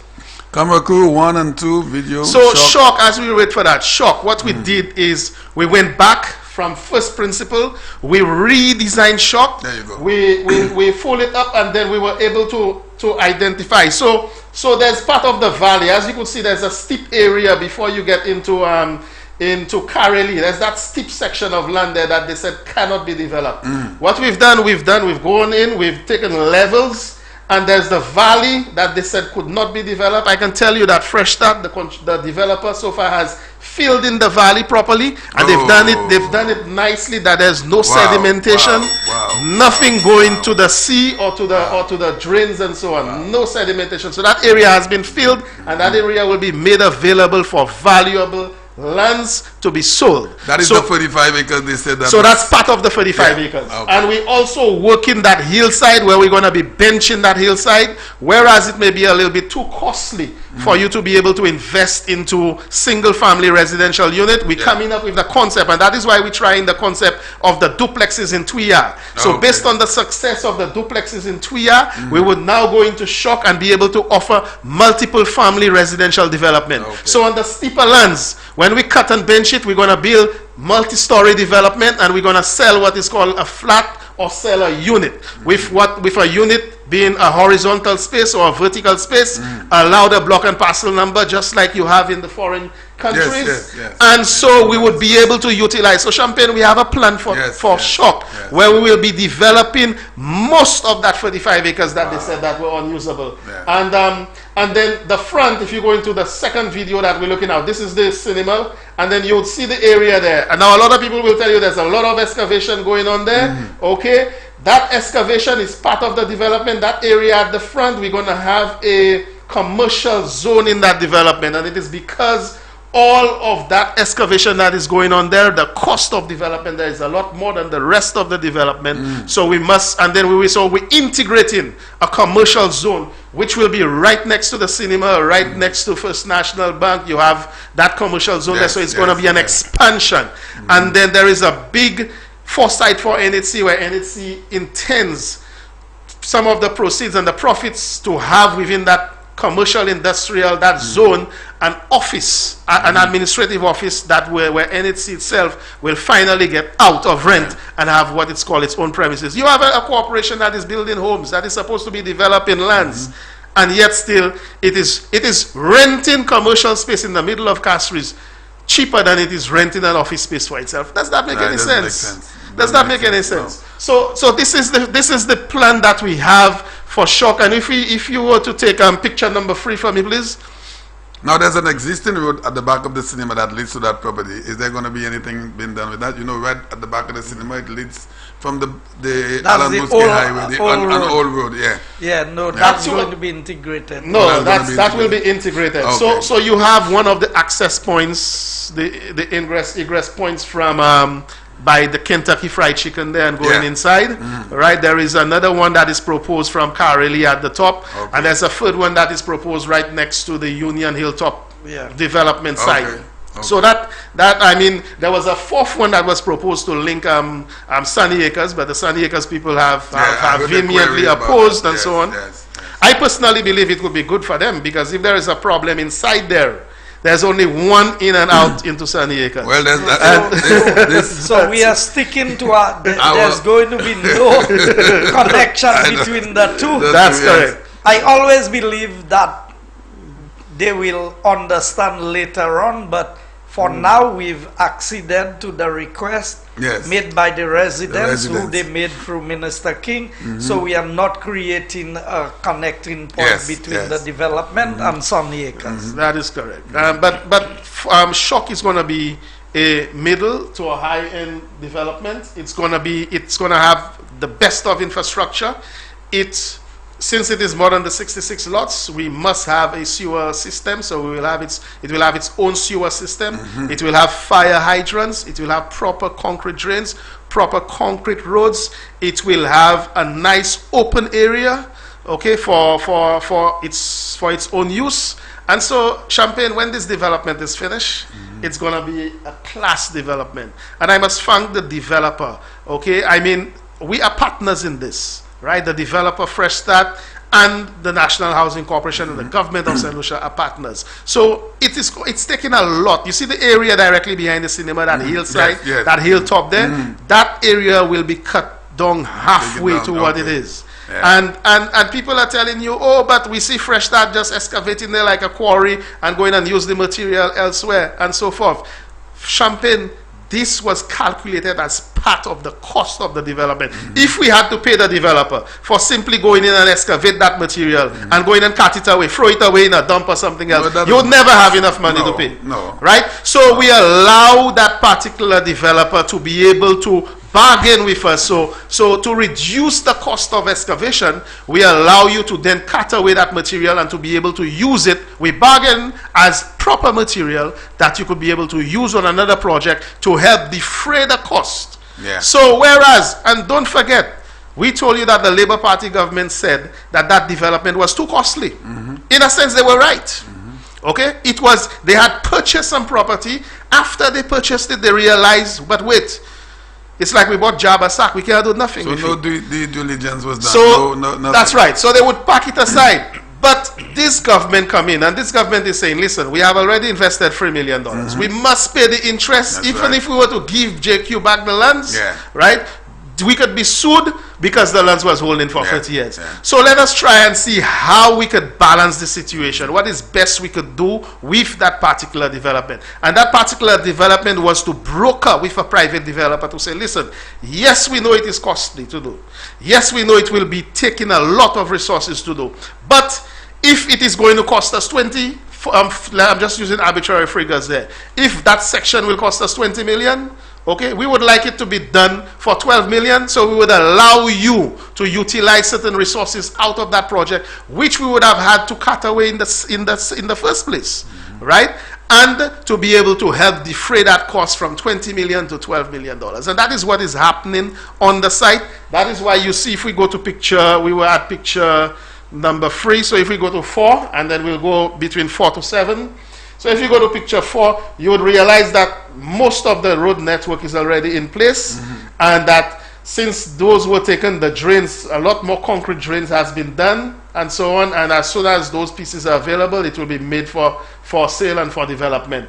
The front, as we said, it will be a little bit slower in developing because there's a lot of excavation that has to be done. Let's go to the next one. Right, so that is just zooming out of it. Towards the extreme right of the screen, that would be a road that would link us and take us all the way to the top of Carely. And that whole green hillside that you see into the top of the screen will also be developed into larger units, larger lots. That is where you're going to see a lot of the multi-family residential developments happening. Next one, please. More condo style. That's correct. Yeah. Right. So that is going out, and we can see what is happening in Shock. And let's take the final one, I think. Correct. So that one just gives you an overview of the location of Shock, its proximity to the residential, touristic areas, and where exactly that it is in the part of the north of the island. That will be the hillside view. I want to thank Mr. Mangal for the presentation on Shock and what has been highlighted, because as I was indicating, Champagne, when we got this thing in cabinet, and I said to my cabinet colleagues, whatever we do, if we abandon the acquisition, we will lose in excess of $5 million, because what you would have had to pay and the charges and everything and all the investment that had been made into this thing. So I said, if you give it up, you have nothing to show, and it has cost you $5 million. If we pay the $5 million, at least whatever, we didn't know at the time how many acres we would have been able to develop. At least we have something. Because the Labour Party left us in a jam with what, and as they have done with every other project. And that is what I said to people. There's a bigger issue of management. The Labour Party, they are clueless about sound financial decisions. They cannot make good decisions. Look here, Mangal, we don't talk the politics here, but he ran against me. Ask him what I told him. I said, Mangal, you going up for these fellas. Because we were talking to him. I said, you see these fellas, you will never, the kind of businessman you are, you will never be able to survive with these fellas. You will not, because you come in with a certain mindset. You built a business from scratch. You've established yourself. You have a mind of success. You are progressive, because I saw what he was doing when he was chairman of NHC, and when he deputy chair, when he realized things were not working out, he said, look here. He came to me, he said, you recommended me, I want to tell you. I said, brother man, if your reputation is going to be sullied by what is happening there, resign. And that is why he resigned. And he can tell. That's not this time on the let's not confuse it. That was between, that's in 2007. Yeah, between 2006 2011. During the first term, he was deputy chair. And then I know that what was attempted to get back at him, but we're not into this. We are focused on what we need to do. I'll just make one statement here. I'll tell you part of the reason that I drifted away from the UWP between 2006 and 2011 has a lot to do with a particular gentleman, a famous gentleman at that, okay? And I'm very happy today that while he was in the UWP and I drifted away from the UWP, because of him, we end up on being on different sides of the political divide now. So I'm happy where he's drifting to. Okay, while I'm in the UWP, he has drifted on the other side. So what you left is embracing, basically. So I want St. Lucians to understand. Look here, we can play politics. I don't play politics with business. I don't play politics with money. You see, if I make these investments, it's because somebody has played with my mind. Because there's no way, in sound mind and judgment, and he can tell you the back and forth we've had about discussions, what to do, how to do it, because never think you know everything. When I need advice on certain things, I know who to go to. And he can tell you anything pertaining to housing, I come to him for advice. You know why? because I understand his background in the Ministry of Planning. Him being an architect, he always gives you that joke. He designed my house. Okay. He drew the plans for Oh, yes. my house. And one day maybe we might need to have a show as to Okay. when we were at each other, when All right. we We'll went have up to against do each other. that. So I Definitely. remembered I'll just give you a little Yes, part. yes. While he was accusing me of doing some shoddy work in Desilting for Yes. on the Labour Party in Bexham. Yes. I went on the television and said, but you forget, if I'm so capable of doing shoddy work, did Why I you do a allowed shoddy to work do for your designing house? For your designing your house? That's right. You see what the politics does? So, no, but you see, I want people in St. Lucia to understand. You cannot give somebody who cannot manage to manage. How you expect?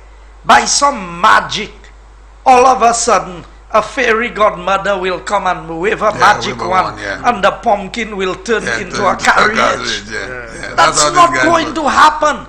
The Labour Party has proven free terms in government. We've given them to manage, and they've not proven the ability to manage. Right. Not been And able it's to the same people who are in charge. Same people. How can you expect something different? You think they went to school during the last 5 years Yeah. and they have learned something? Yeah. They've not learned anything. And that's why I say the people, because the most important thing is in life is to know what you cannot do. Do not overvalue yourself. You have to know, I have to know what you can do, but I also have to know what I You cannot do. That's right. Right. Now, in the interest of time, Mr. That's Minister, right. I still have the big story of the night, which Yes. I told you Yes. when I was there about Talking about the 59 59. $59,000 And I house. mentioned that to so many people, and they're Yes, so anxiously waiting. I we'll know. take that and then we'll open the line. Yeah. for Correct. all. They're So, anxiously waiting. so here is the situation. We've been accused. This government has been accused. Oh, but you're not government for the Mali way. You say you're building houses, but it's partners and friends that that are making profits. You're building houses of 300,000, 400, 500,000 developments that the poor people cannot afford. Yeah.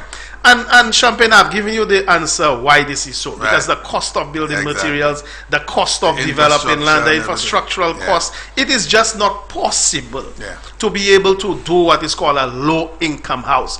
And myself and the minister, I think the minister did set up a challenge to say, I want to see a house being built for $80,000. Right. Yes, I I said remember. 75 and Right. I said give me 3,000 square feet of land. Let me give Right. a young person a house and land package for 75,000. Right. So So- tonight we're doing much better than 70. So here's what I've been working on this thing for quite a while. And Yeah. Champagne, that's why I tell you, there is no profit in this thing. I'm doing that not as a government entity, but as a private, a businessman. Normally, business people do things to make money. Yeah, Okay? naturally. There's no way I can build a house for someone for $59,000 and make any money or anything out I of it. agree. And I'm hoping, of course, that the government will be very supportive. In fact, I know the government will be very supportive in that venture to ensure, yes, they cannot subsidize it, but to provide the necessary fiscal incentives and so on to be able to ensure that that kind of program will continue. Because, Champagne, look at the plywood houses we have in St. Lucia. Look at all of these houses. Yeah. Any degree of fire, Oh, yeah. all of it goes in Any flames. strong wind. All of it goes in flames. Yeah. After 5-10 years, the boards are rotting, the Yeah. plywood is rotting. Yes. Or even before that, you have it is being infected with termites, Yeah. and so on, and all of that is happening. Well, I'm giving you a solution tonight Yeah. that will solve all three of these problems in one. Wow. St. Lucians are waiting. Okay, all three of Yeah. these problems in one. Yeah. And Champagne, the concept. In fact, I have had to travel to Europe to a factory there to design the concept with the headquarters of the factory. And in order to save on cost, that particular company that is manufacturing that product has another factory to reduce on cost because of labor and so on in South America, in Central South America. I had to visit Europe, and then I had to visit Central South America. When I got there, I had them to design that particular product, which is the same size like a sheet of plywood, 4x8. I had them to design it in the same texture of our T111 plywood grooves, right? And also to design it in the same texture of the 1x8 rabbit and springboard. So both of those concepts will be made available. And Champagne, I will be building a model house. I'm not going to just be talking about it. We will be doing a model house in Marigot on the compound of Total Construction Supplies, so everyone could right? And then we will launch it for everyone to see. We wanted to have done this from very early this year, from late last year to very early this year. And we were so anxious and ready to go. But as you know, COVID has messed up everything. So I have all the materials available. We're going to build a sample house. But I'm telling St. Lucians, as much as you're excited, and you will, there's every reason to be excited for this product and this concept and this house for that price. Okay? There are certain limitations we have because of production issues and shipping issues at this time. So we'll put up the model house, we have everything. We will be taking up your orders, but at the beginning, we will not be able to fulfill the demands at the rate that is expected. But we are hoping, of course, that as we get out of COVID, as everyone is being vaccinated, and as the world opens again and get back to business in the form that it is, we will be able to roll out production and roll out the construction of those homes in a very big way for all St. Lucians. Now, what does it involve? Okay, it basically would be what is called a starter home. A starter home. That's correct. So in other words, it will have a living room, it will have a kitchen, it will have a dining room, it will have a bathroom and a bedroom and a small balcony. I know you said you don't think it would have a bedroom for that price. It will have all of these things, okay? For either a couple, a young couple starting off, or a single person. Wow. Right? Okay? And all of that, Champagne, for $59,000. The building will be approximately 400 square feet, okay?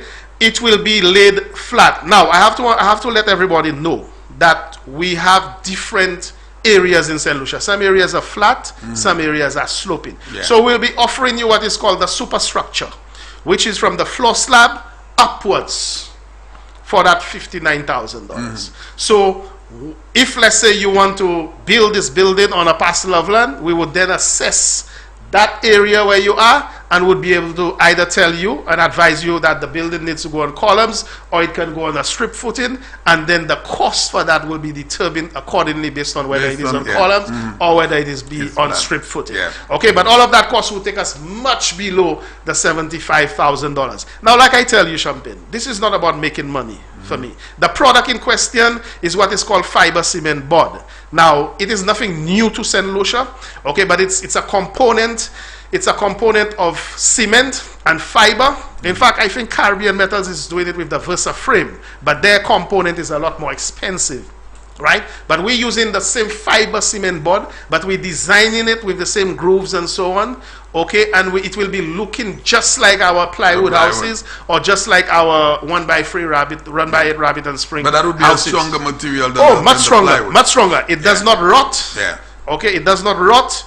It does not, it's termite resistant, and it will not, fire will not consume it. Oh, wow, it does not sustain fire. That is great stuff. Okay, and it's just that this, because of all the rain, in fact, today I wanted to have done a video where I would have cut out a piece. Okay. And then actually put it in a Bunsen burner for about 15 minutes. And to play this next time. All right, but I will actually, when we're going to be launching the product and the home, I will actually be playing this and demonstrating it live while we're speaking about it, or while the minister and so on speaking about it. So we use that product, Champagne. We use our conventional galvanized material. Now for the studs and the frame, there are two concepts. There is light steel, which will cost a little more, but for that price we're gonna use timber.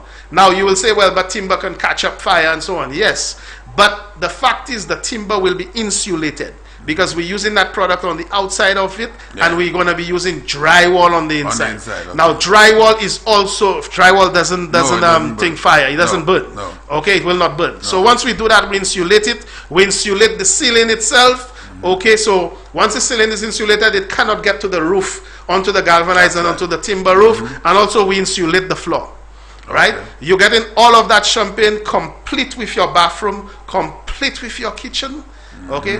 A living room, dining room, and a bedroom for $59,000. Well, I could hear a lot of bachelors trying to go up on that deal because that sounds something good for bachelors. So you said almost 90% fire resistant. This it will not support fire. That's right. So it will not burn.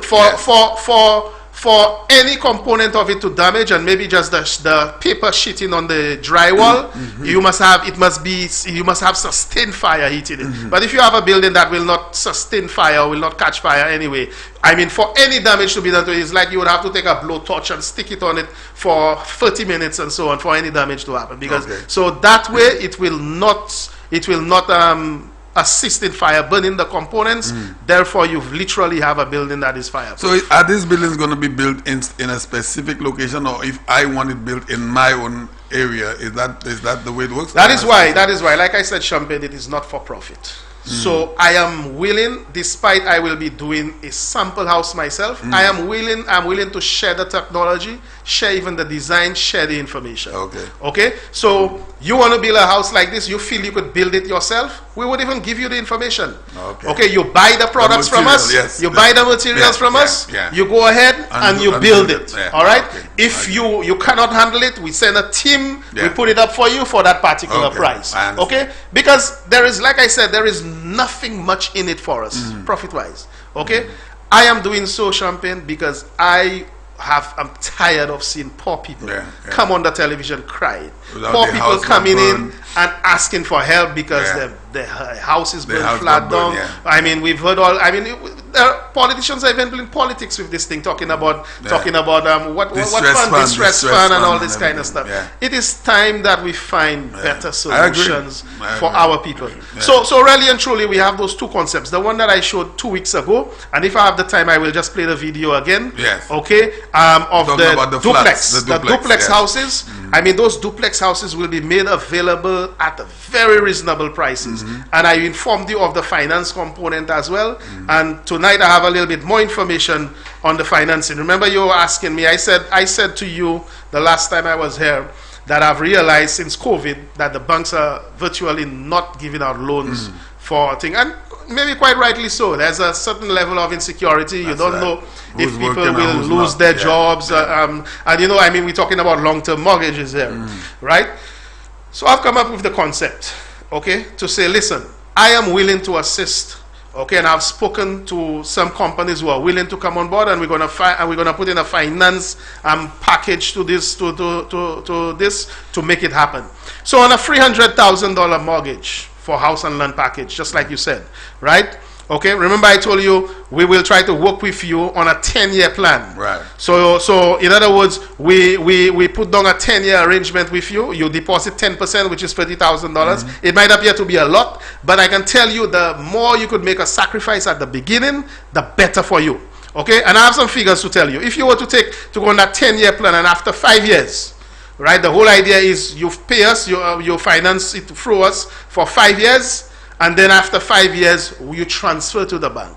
You know, after 5 years, Champagne, if you deposit $30,000 and you pay $3,000 a month, because you're asking me it's going to be expensive, it will be $3,000 a month. After 5 years, you would have reduced that mortgage to $156,000. Reduced. Right. And if you were to pay that loan over 10 years, you would have only paid $97,000 in interest. Now, let's face it the other way. You go 20 years. 97,000 in 97,000, that's all. So this whole package would cost you $367,000 plus your 30 that you've paid. Right? If you were to go to the bank, pay zero down, no deposit. Right? Over 20 years, you'll pay $2,236. So you'll pay less than $800. In fact, you'd pay less than $700 less. So from the package of the 10 years, you'll be paying $750 more per month, right? Right. That's in your package. Yeah. Correct. But you know, after 5 years, you would have only reduced that mortgage to $256,000 instead of $156,000. So you have an advantage over paying more by $100,000 at that 5-year mark, right? Okay, and over that 10-year period, if you were to go with 0% deposit, instead of paying $367,000 for that loan overall for your building, you would have paid $536,000. So I'm just showing you that if Whereas a lot of people would go for a longer period. If you go to 25, it's even worse. You only reduce your installments by $200, but you would have been paying $607,000 as compared to $367 over the 10 years, right? And pay $307,000 interest. If you go to 30, it's even worse, Champagne. So, you know, sometimes some of us, we might feel, well, we need 2 cars and so on and this and that. So if you could make a big commitment, you know, you save now. Whatever you're doing, you save. And that is why you have this, the government, you know, I'm giving tax break if you're saving towards the first set of installments of your home. They have these tax breaks that have been given, right? So, okay, to help you along the way. If you are to do that and you are to raise 10%, okay, and you go with that arrangement, Champagne, you are in a lot of advantage. And you make that sacrifice for 5 years, for a much shorter period of time. For my listeners, again, the starter homes, what does it consist of again? You have a kitchen. You have everything that is required. You have all what is called the habitable rooms. So you have the living room, you have the kitchen dining room, you have the bedroom, you have the bathroom, and you even have a small balcony. Small balcony. Yes. Okay. So Champagne, what we have presented here tonight. I think, yeah, while you're speaking, I'm going to ask them to... Yeah. Is to just point to people. You could put on screen number 16. That there is hope. First page of number 16. In terms of what we are doing, and I want persons to appreciate, I'm not coming here just to lobby for another 5 years in government. We have a plan that we have been rolling out. The Prime Minister has highlighted what we want to do in building a new St. Lucia. And in building a new St. Lucia, the living conditions, because what we have discussed internally is that we must agree on what is the minimum standard of living conditions that is acceptable in St. Lucia. And how long it is going to take us to bring everybody to that level. So when I look at the developments being done in Choiseul, in Dennery, in Vieux-Fort, in Soufrière, in ancillary canneries, because we have quite a bit of land in that area. When we begin to get young people to invest, and I can tell you, you know what I've been negotiating? I've been negotiating a donation of 10 houses for my constituency. And I said, I didn't know at the time when I started that I would get a house for $59,000. I was negotiating a plywood house. And I said, on average, $50,000. So I've negotiated 10 for 10 of these houses for my constituency. And now people may tell you, but you the minister, I did not negotiate that from any government entity or any friendly government. I have negotiated that through friends. Just to tell them, can we put number 16 on screen? Camera crew, we would like to get number 16, please. Through persons that I have been in contact with, rich people who are willing to make contributions to small developing countries. And so far, I have a commitment of 200,000 US towards that. That's about it. Wow, that's beautiful. So that can fit ideally into my 10 houses. So I can tell because we've not had that discussion. And people may tell you, oh, say hot cafe, business hot cafe. None of the houses will be for me. None of them will be for my family members. And I must tell you, Champagne, that the minister is hearing this for the first time tonight. Yes. Just like together with the whole of St. Lucia. So I heard it before him. You heard it before last Friday. You heard it before. And that is what I want persons to understand. I am working for the betterment of the people that I represent and the people of St. Lucia in general. So I think we have to open the line, Champagne. We must take... I would appeal to our callers not to give us long speeches on the calls tonight, but to just if you have a question or a short comment, so we can try and accommodate as many calls as possible. We've gone way over time. My wife has told me, Champagne, you're keeping me here too long on these programs. Nevertheless, no, that's not it. That's 16. We Number 16, is that it? No. We would like number 16, not number. Can you The PDF 16. tell them what it is? Okay. Yeah. No, they have you, so just let them know what it is. We will look through it. Yeah.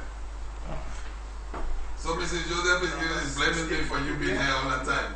No. Yes, because you continue to take calls way past that time. So, can we start taking the call?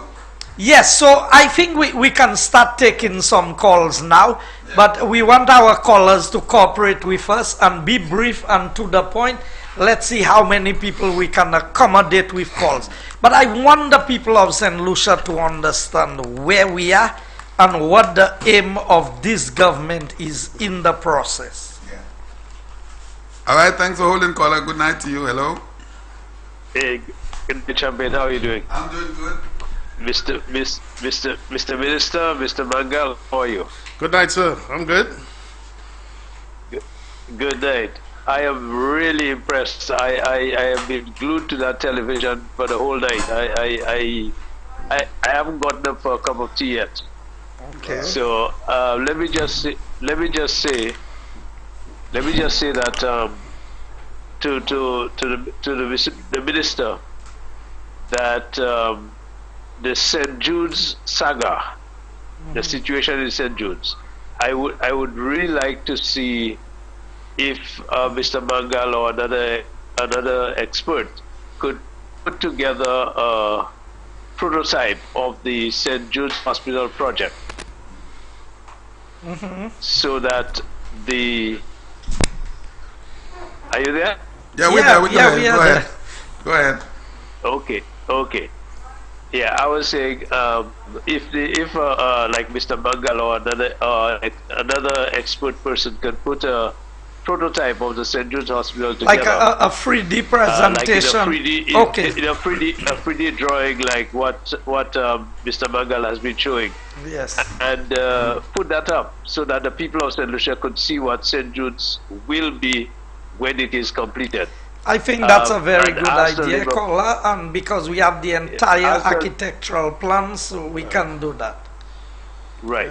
And ask the Labour Party to put their prototype together and make a comparison between the two, because this nonsense have to stop. Yeah. With these guys, with the foolishness that they're talking and the crap that they keep going on all the time. So I am impressed tonight. I don't want to keep the line long, but Mr. Mangal, continue doing the work that you're doing. I am very happy to hear that you've come up with a one-bedroom design that will cost $59,000. Yeah. I will be looking forward to that, Yeah. to seeing that. Thank you. In fact, Okay. certainly, I will ensure that that as much St. Lucians could be invited to the opening. Of course, I'm hoping that COVID will be under control by the time we do so. So when we do unveil it, not in terms of just drawings, but an actual building being constructed. All An right. actual building, yes. All right. Thanks a lot, caller. Have a good night. You. All right. Hello. Good evening. Hello. Yes. Good evening. Good evening, Champion. Good evening, sir. Am I on air? You are definitely live on air, Sky FM. Go ahead with the minister and Mr. Manga. Okay, Mr. Minister. Good evening, Mr. Mangal. Good evening. Good Good evening, evening. sir. I just want to say hats off to you. But you mentioned something, Mr. Minister, which makes all the difference. You said you have a plan. The government of the United Workers' Party has a plan. Yep. That word or that phrase, that idea, that concept of having a plan, I believe is totally foreign to the St. Lucia Labour Party. They do not have a plan. That is why, and you pointed it out on several instances, because even in the acquiring of the land, as you pointed out, they did not have a plan. They were in a hurry. Yep. Yeah. It sat there for 18 years. So there are several other things that I could have said, but because of the time constraint. The other comment I will make is that the Labour Party is guilty of every single sin that they have ever accused the UWP of. Any and everything that the Labour Party has accused the UWP of. Just look in the closet. Yeah. You will get it. We grew up using the word pot calling kettle black. Yes. Yeah. And Yeah. that is it. Yeah. Anything. So anytime you want to find any problem with the Labour Party, just listen to the things that they accuse the UWP. Well, caller, if I may butt in there quickly and say to you, I would never want to be identified with a government or a party that would make so many mistakes or bad decisions, because it's a pattern of bad decisions, and you only get that from people who do not have the capability to do what you have asked them to do. Because, I mean, basic common sense would tell you, anybody who knows, before you go and buy a piece of land, you walk the land, you see what, at least you see what you're buying. Yeah. Except if you get it next to nothing, and then you say, boy, when I have time, Yeah. I'll go and see Exactly. that. Yeah, it's true. No, you're right. Minister, you use two words there. If I may, but you use two words there which do not apply to the Labour Party. Common sense. That does not apply. Yeah. All right, caller. Thank you very Thanks a much. lot. Have a good evening. Beautiful. Hello, good evening. Good evening. Good evening, sir. Yes, you know, I am listening to this program. It's very interesting. Thank you.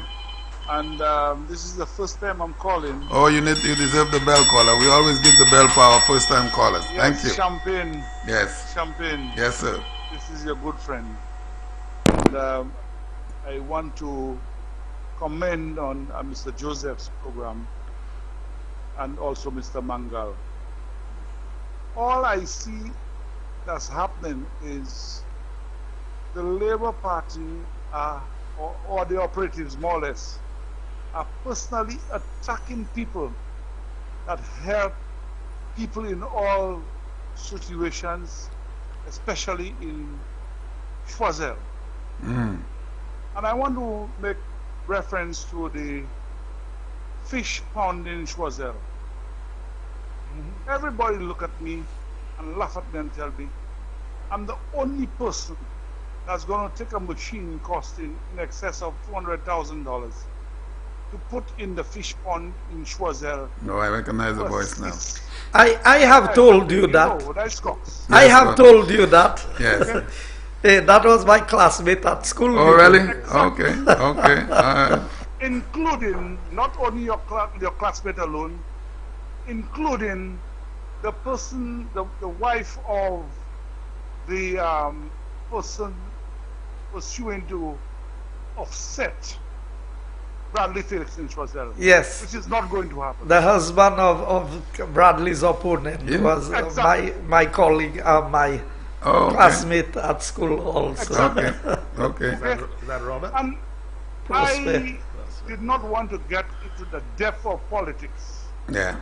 but I had no choice, because whilst I am there trying to assist the fishers in Choiseul in getting the pond open, whilst the Japanese are there waiting until COVID take its toll and whatever to come down to open up the pond.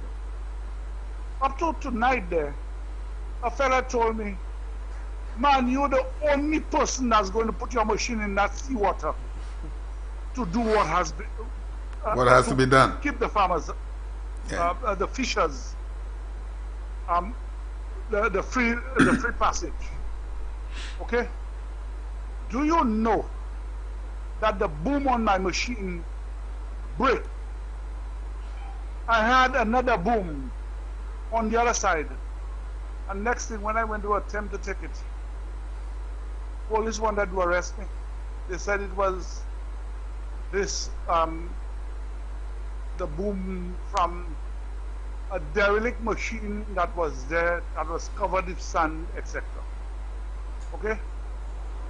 If only they were thinking of the fishers and attempting to help them, they would have never come there.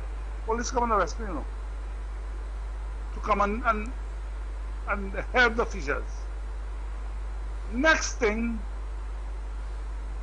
the person who wants to contest the seat in Choiseul came there with a so-called failure wise man, a fella they call wise man, coming to take photos of me on the pond trying to repair the machine to go and salvage the fishers in Choiseul. Can you understand that? Well, I mean, whilst I might be straying away from your subject, yeah. okay, but I'm just saying, whilst I am attempting to help, whilst everybody believes I'm making money in selling sand and whatever, we all know people don't make a fuss over sand. Yeah, no one is seeing the big picture, and you're trying to assist the fishers. Exactly. Yeah, yeah. No, but Now, we've I put my machine caller Cox, I put my we've seen machine that in the attempt by the Labour Party to discredit what is being done. We saw the clearing of the river mouth in PI and the reaction of the Labour Party. I mean, it's not today you've been clearing this pond in Choiseul for the fishermen. And the cost of, because I always say that, the truck you use there and the equipment you use there, after a couple of years, you can repair it because the sea sand will eat away, the salt will destroy that machine, all bearings, everything in it. To buy a machine, $200,000, and put it inside them, whilst the people should cherish that. You know what? Oh, this man making money. This man doing this. This man doing that. They tell me the same thing up here, caller. Do you know what happened? Tonight, a fella told me, you're the only person that's going to put your machine inside there to do what you're doing there. Yeah. You know? And I'll tell you something. I'm doing it for one reason. They don't have too many reasons. Honorable Felix told the fishers that he's going to work towards getting this pond rectified. And I am there. It doesn't matter what, I'm going to do it. Amen. Doing it for country. I also have a plan. Because whilst the Japanese have not come down here, I have a plan, a remedial plan. And it is left. I want to put a proposal to Honorable Felix. I give you 1 more minute, then, caller. Sure, it doesn't matter. Yeah. All right, I want to put a proposal to him to build a groin and have a maintenance contract to make sure that the fishers could go in and out freely. Yeah.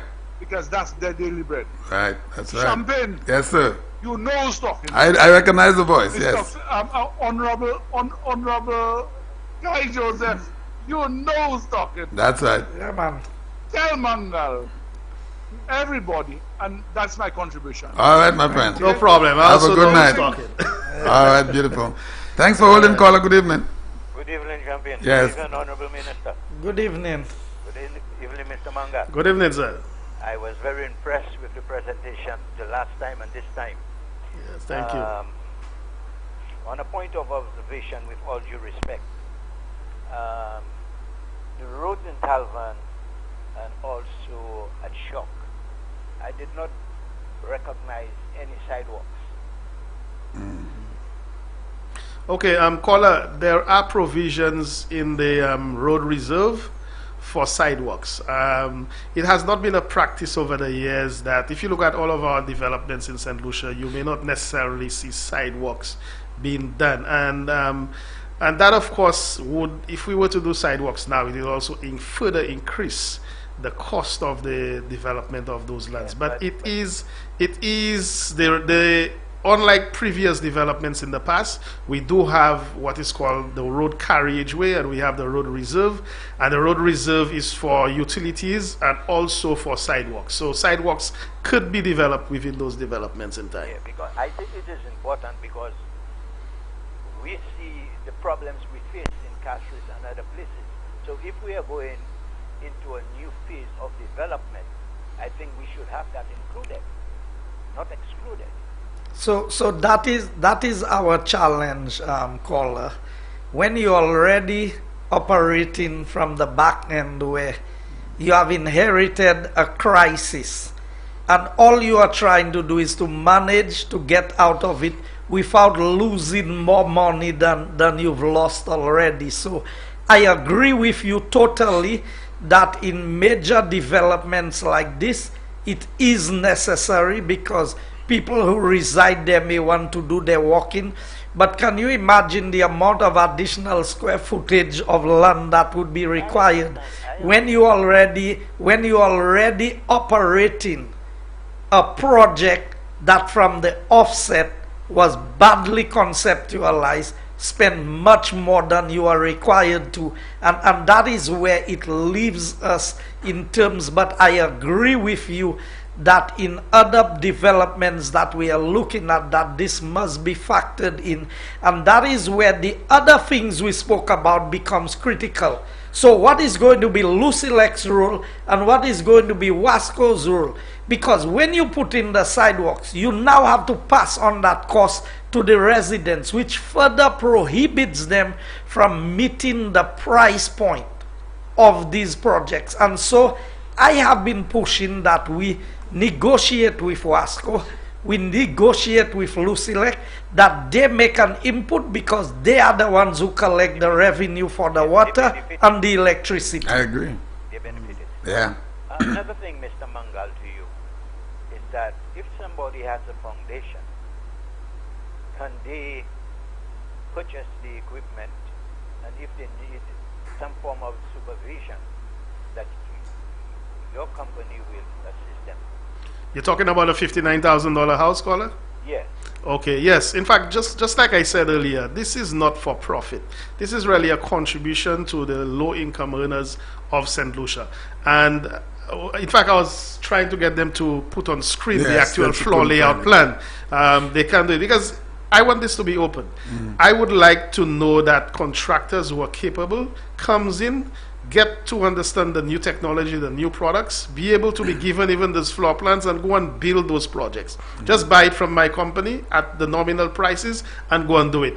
If you do not have a contractor to do it, we could probably recommend somebody that could do it, so you would have the requisite supervision in doing so. So in essence, caller, yes, this is quite acceptable, that would be willing to supervise and to assist. Okay, two more points. Yeah. I also did not notice recreation facilities. I know that will come on course again. No, in fact, there is what is called, caller, for both Talvan and for Shock, open space, and that is required by law that you have a 5% open space on the overall size of the development. So if you have 20 acres of land development, you're allowed to leave 1 acre as an open space, and that is required for recreation. So that could be used as a playing field in the future, as a community center, or whatever it been associated with. There is actually 2 open spaces for Shock, and there are also 2 open spaces areas for Talbot. You see, looking at you all on the screen there, you and Honorable Guy Joseph, this makes me very happy that the 2 of you all have this wealth of knowledge, and what the doctorates couldn't do, you all have done it for St. Lucia. All I could wish you all is the very best. My prayer is that the Almighty will keep you all alive for a long time. To Honorable Guy Joseph said, that he is not there tonight for promoting himself for another term. But I said there's nothing wrong of we discussing the issues and presenting to the people of St. Lucia his ability and the work he has done and the contribution he has done for the government. I say he should be there. The government should be there for another 5 terms. Yeah. Good night. Thanks a lot, Thank you, caller. caller. We don't have the numbers on screen. People are messaging me and telling me. The phone number? Yes. 4560931 or 4850931 is our numbers here. 4560931 or 4850931. Special good evening to you. Hello. Hello. Good evening. Hello? Hello, good evening. Yeah, we can hear you. Go ahead, caller. Yes, I just want to make a contribution tonight. Yeah. I'm very impressed with the show tonight. I'm watching.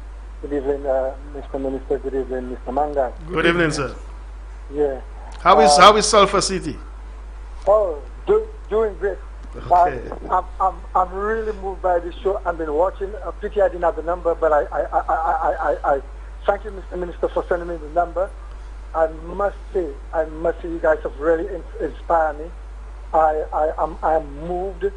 I'm just watching, and it has motivated me. It has inspired me with what you guys are presenting to the people of this country. And I hope that I can make, especially bringing up those projects, especially to a place like Soufrière, would do it very well. You know, especially with very well, doing good, doing absolutely good. Okay, caller. Thank you very much, caller, Thanks for a lot. that Thank you, vote of sir. confidence. Thanks a lot, Yes. caller. Okay, And the 4560931 intention is is our that these number. projects will be everywhere in St. Lucia. Yeah. Hello, good evening. Hello? Hello? Yes, I can hear you, but you're really low. You want to speak a little louder, please? Hi, can you hear me now? I could still hear you very, very low. Okay, I'm going to try my best to shout. A pleasant good evening to you guys. Really great show, I must say, very informative. And I just want to encourage Mr. Joseph, like he has always done. He always willing to tell the story, no matter what. And I wanted to encourage him to continue telling the story. Yes. He being bold at the marches and the issues that we have faced, and championing for every solution to say, here's what, there is someone that is willing to support us, stand next to us, show us or provide the skills so that we can be educated on the subject matter. And I just want to just say to him that because he has always been there as a voice for the people and always been to direct that what we can do to make our subject better. And I just want to just, again, like I said, encourage him to remain focused, be open as he has been, because you know in election times we always say the rumors, but again, that has never been something that Mr. Joseph would actually put on, and definitely not being a victim of the blame game and pointing the fingers. It's just a matter of providing the plan, showing the direction of where we intend to have it to go, and work on it. And this is a very good stuff, and that's good to really do. Just keep it up. Because this is a good thing. All right. Thank you. Thank you caller. very much. Thanks a caller. lot. All right. Very much appreciated. Thanks for holding. Good evening. Hi, good evening. Hello. Hi. This is actually my first time calling the program. Oh, well, you deserve the bell. Thank you very much. Thank you. Actually, I was so taken aback by some of the comments I heard tonight. Mm-hmm. You know, it's kind of an education for me. Question that I have, which government was in power for the Millennium Highway development? That's when you pass the first tunnel. Yeah. Sir John Compton, United Workers Party. Well, they didn't officially Is it open the housing project you're talking about there? The Yes. highway. Oh, the I think project. it was NHC. Millennium, that's up at shop. Okay, Latok Development. Yeah, the latter, yeah. Yeah. I think it yes. was the Labour Party. The Labour Party. Oh, I thought you was talking about the road. Yes. there. No, not Okay. the road, not the Okay. road. Thank you. But that was So the Labour Party was responsible for that development? Yes, from what I can Well, recall. that answers a lot of my question based on some of the information that I heard there tonight. It's interesting because Mr. Mangal, are you still the chairman with Oh no, NEC? no caller. I'm out. I was the chairman up to the end of 2019, I think it was. Yes, so it's over a year plus that I'm not the chairman. Yeah. Oh, okay. But like I said, I have just learned so much, and I can really see the difference between the two governments, how they operate. So I'm very thankful for the valid information you all provided there tonight. Thank you. All right. Thanks a lot, caller. Okay, thank you. Beautiful. All right. Hello, good evening. Hello? Okay, so we lost this one. I'm going to talk. Okay, let's take a call. Special good evening to you. Hello? Me again. I Yes. forgot to ask a question. Honorable Guy Joseph. Yeah. Honorable?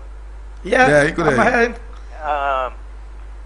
Are you planning to put these two sessions that you all have addressed on a book form or letter form or whatever it is?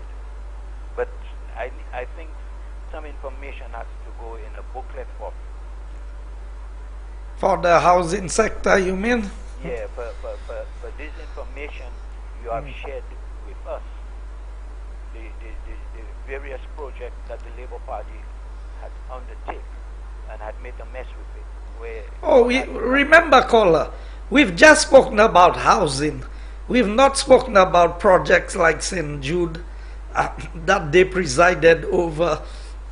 We've not gone into details of what transpired with Slasper and with Laplace Carinage. And I mean, the number of things I know, and that's why I tell St. Lucians, if you want to continue to put your confidence in a set of people who continually fail you, I don't know what the expectation is.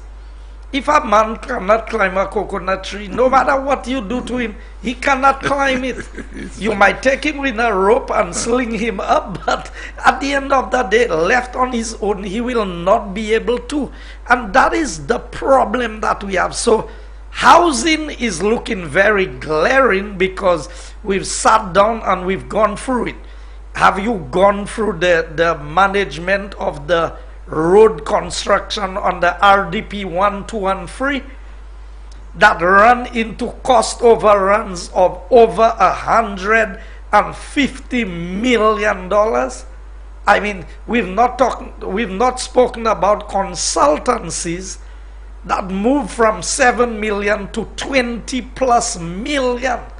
So it's not one area of failed management we are talking about, We are talking about every aspect of management by this Labour Party has been dismal failures. Can I interject? Sure. The young lady that spoke, because of the program tonight, that is one person, that young person that have understood the difference between the parties. So what I'm saying, this information has to come out. Yeah.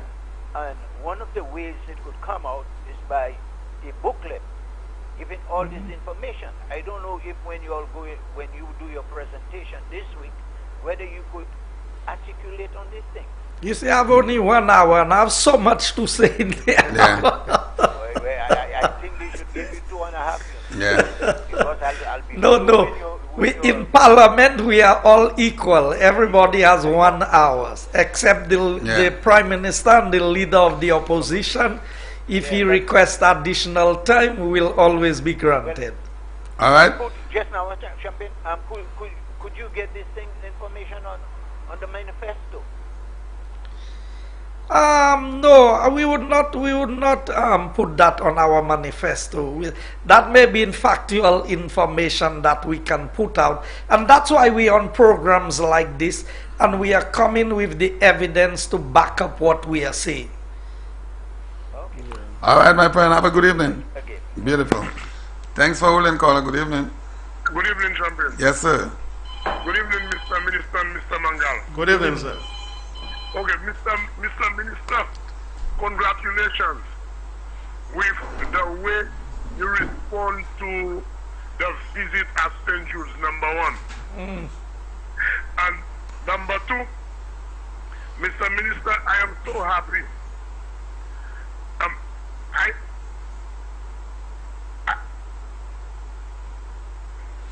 I could hear you, caller. You seem to be breaking up. Mr. Minister, I am so happy that at least for once, a minister have the boldness to come on national television and speak to the WASCO and the UCLEC fiasco the way that they're treating the people of St. Lucia when they have to at least build, I will not even go as far as saying a development, but building a home. And I am with you 100%, Minister, that to see that you make that thing happen. And the other one, the other thing. So, caller, before you go to the other one, let me respond to your first one. Yes. I don't want anybody to think for one moment. I would love to take the 6 members of the opposition on a tour of St. Jude personally. I want to do that. I want them to walk me through the old St. Jude and explain to me what they were doing there. Yeah. And I will walk them through the new St. Jude and explain to them what I'm doing there. And by the time I'm finished, I know all of them will vote for the UW. That is right. That is right. Yes, sir. Agree. So you can go to your other point now. Okay, Mr. Minister.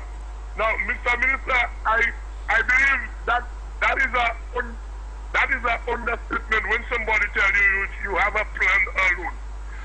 And Mr. Minister, you have a plan and you are showing the whole of St. Lucia the plan that you have and how you're going to execute the plan that you have to the public of St. Lucia. Thank you very much, sir. All right. Have a good night. Beautiful. And to a great extent, I have to thank Mangal for that project on the housing.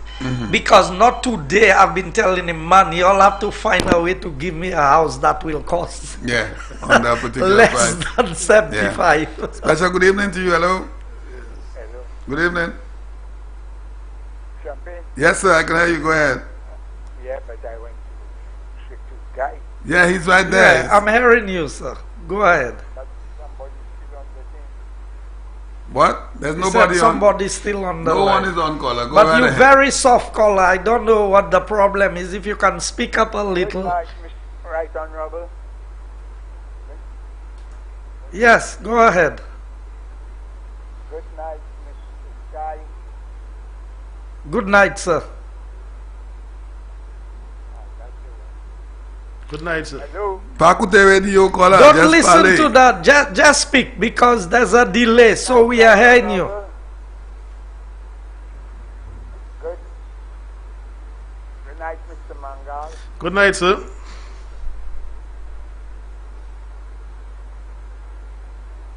Caller, you have to speak with. Hello.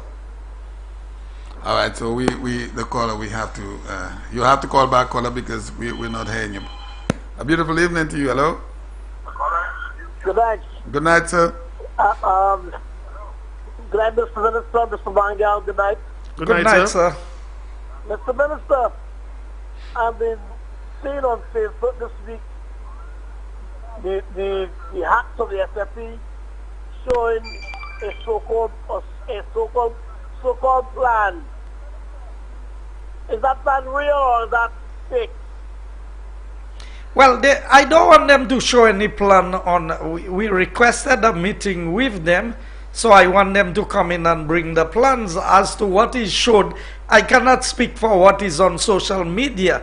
I wrote to the leader of the opposition asking them, and it's not out of spite or anything, if I came into government and I cannot find something that persons claim that was there, the least I can do is ask them to present it The same way I asked them to present the linguist report, which I know they have, that they have never presented. Maybe they have approved plans for St. Jude somewhere. So it's only fair. If you want me to take you to St. Jude to see what was there, and you felt that I should not have condemned or not continue the project that was going on, some people said take chemical, wash it, give it a coat of paint, and put the people inside there. Yeah. And then these are the people who say we put horses before people. Yeah. But not even horses you would be able to put in what they designed there. So I'm simply saying to them, let me get the technical people to make a presentation, because not what the letter said. They are coming with independent experts. Now, I don't know if these were the experts who informed them on what they did the first time. So I welcome the independent experts, because I'm going to have the experts from this government who have done the designs to make a presentation to them. So we will be able to compare notes on who has done the right thing. I agree with you. Another question. How much money did they spend on the Hitler summer day camp? On the what? Hitler's summer day camp. Hitler's summer day camp? Hitler's summer day camp. I'm not sure what you're talking about, caller. They said what they were calling the hospital to me was a Hitler's summer day camp. You understand me?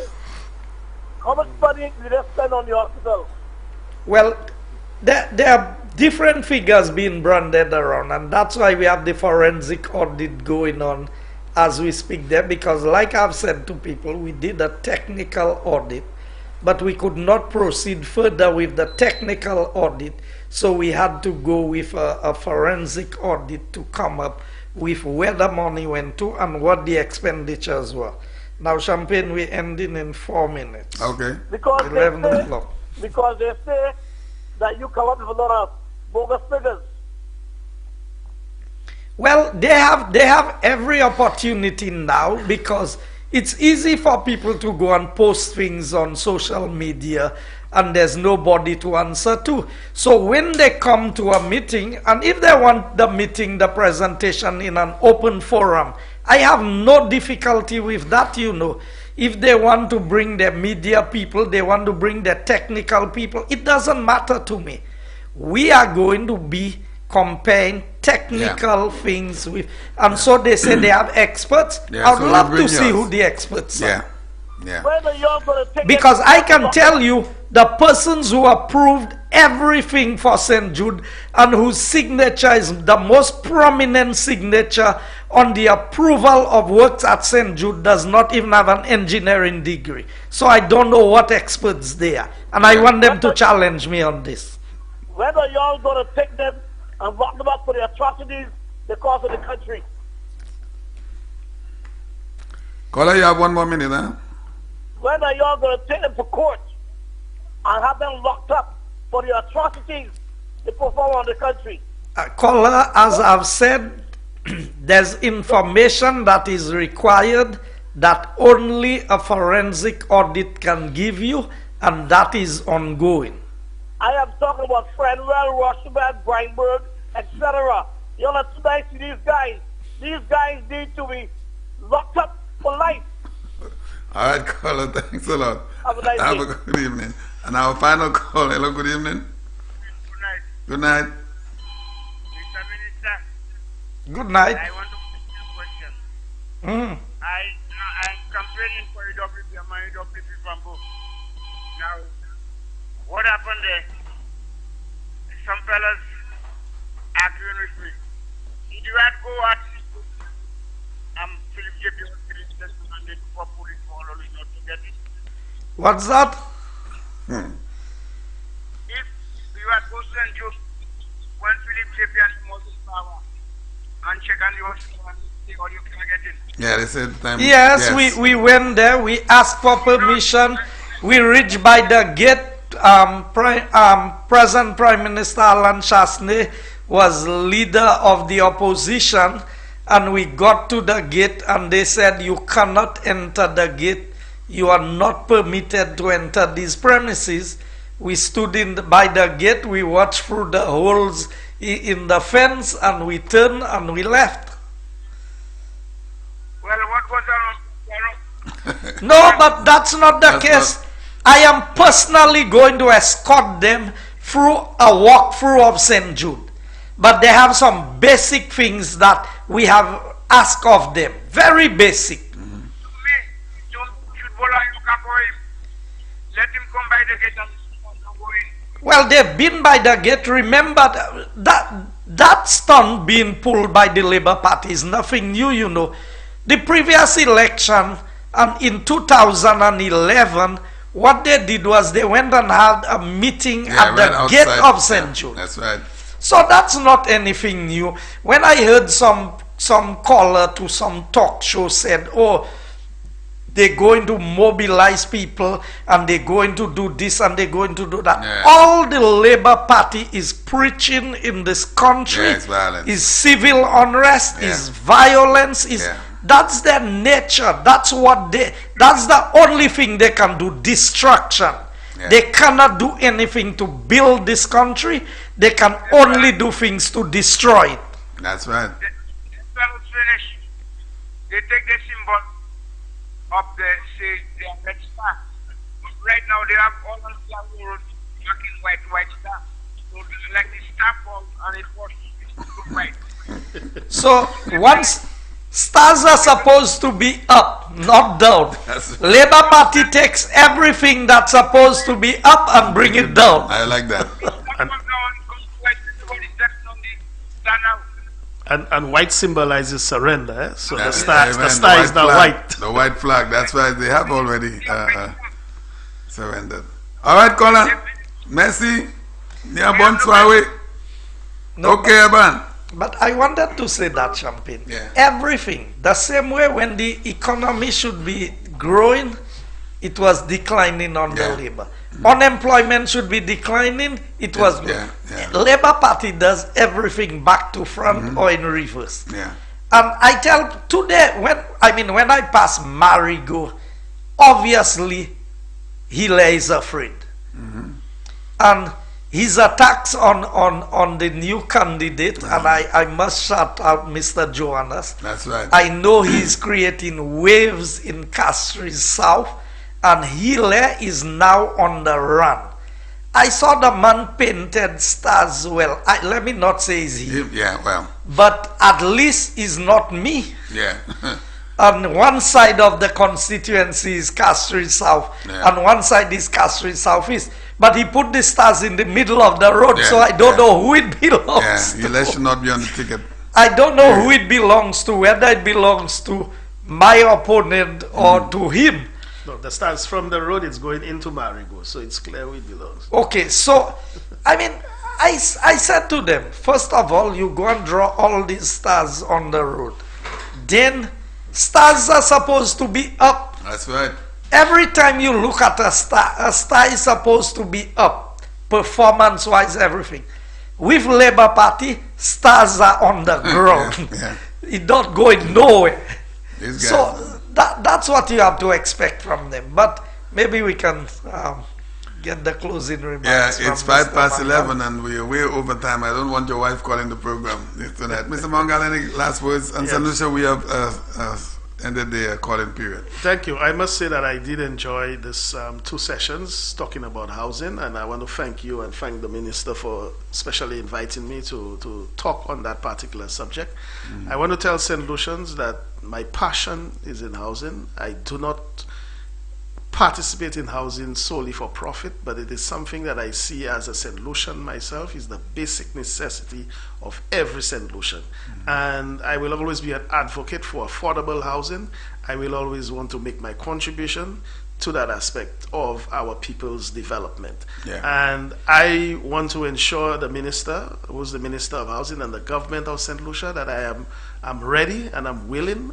And you may call me the sacrificial lamb, but I will do everything that is within my expertise, within my power, and within my capability to advance the cause of St. Lucian and to provide affordable homes for our people in St. Lucia. Yeah. When will we see a model or a sample of the starter home? Like you indicated. Yes, like I said, the only thing that has kept me from putting it up, because of, I know once I put it up, there's going to be a huge demand. Oh, okay. Right. Now, I do not want to create that demand, and we have the COVID situation where the factory itself cannot produce the quantities and so on. Okay. That is why normally I would have placed up the sample house first before I come on a program like this. But I've decided, because of the challenges, I will come on the program, indicate that the sample house will go up, but also ask St. Lucians, I know that there will be a huge interest in it and there will be a huge demand in it, to indicate that we would have to take it by strides now after we put it up, because of the issues with production and the issues of cost that is associated with COVID. But I'm optimistic that once we could regularize or get COVID under control globally, that we would see commerce throughout the world coming back, if not exactly to the levels that it was, but close enough, so we could get both the cost of those materials and the shipping costs and so on back to almost the levels that is that. If we did not have COVID, that sample house would have been up, and we would have probably had at least, I would say, in the region of 100 of those houses already being built. But we will, now that I have made the announcement tonight, I can guarantee you that we, in the month of April, that the sample house will be up by the month of May. Okay. Okay, and at that point, I'm hoping, of course, that maybe the protocols could be a little bit more relaxed, so we could have a grand opening, we could have persons come in and view the sample house and showing their interest and so on, and hopefully we will be able to meet some of the demand, we will be able to put up some of those homes, but we're hoping, of course, that the production will be able to increase, the cost will be able to go down, that we would truly recognize what is our target, which is to provide much of those homes. Okay, great, thank you. And Mr. Minister, final words. I know you have Parliament tomorrow. I want to thank Mr. Mangal for being here with me on the program, second time that we've been together, and I expect we'll have a couple other programs where we can discuss other issues in relation to not just housing, but the constituency in general. I want to assure St. Lucians that this is not cheap political talk. This is real. What we are doing there is real.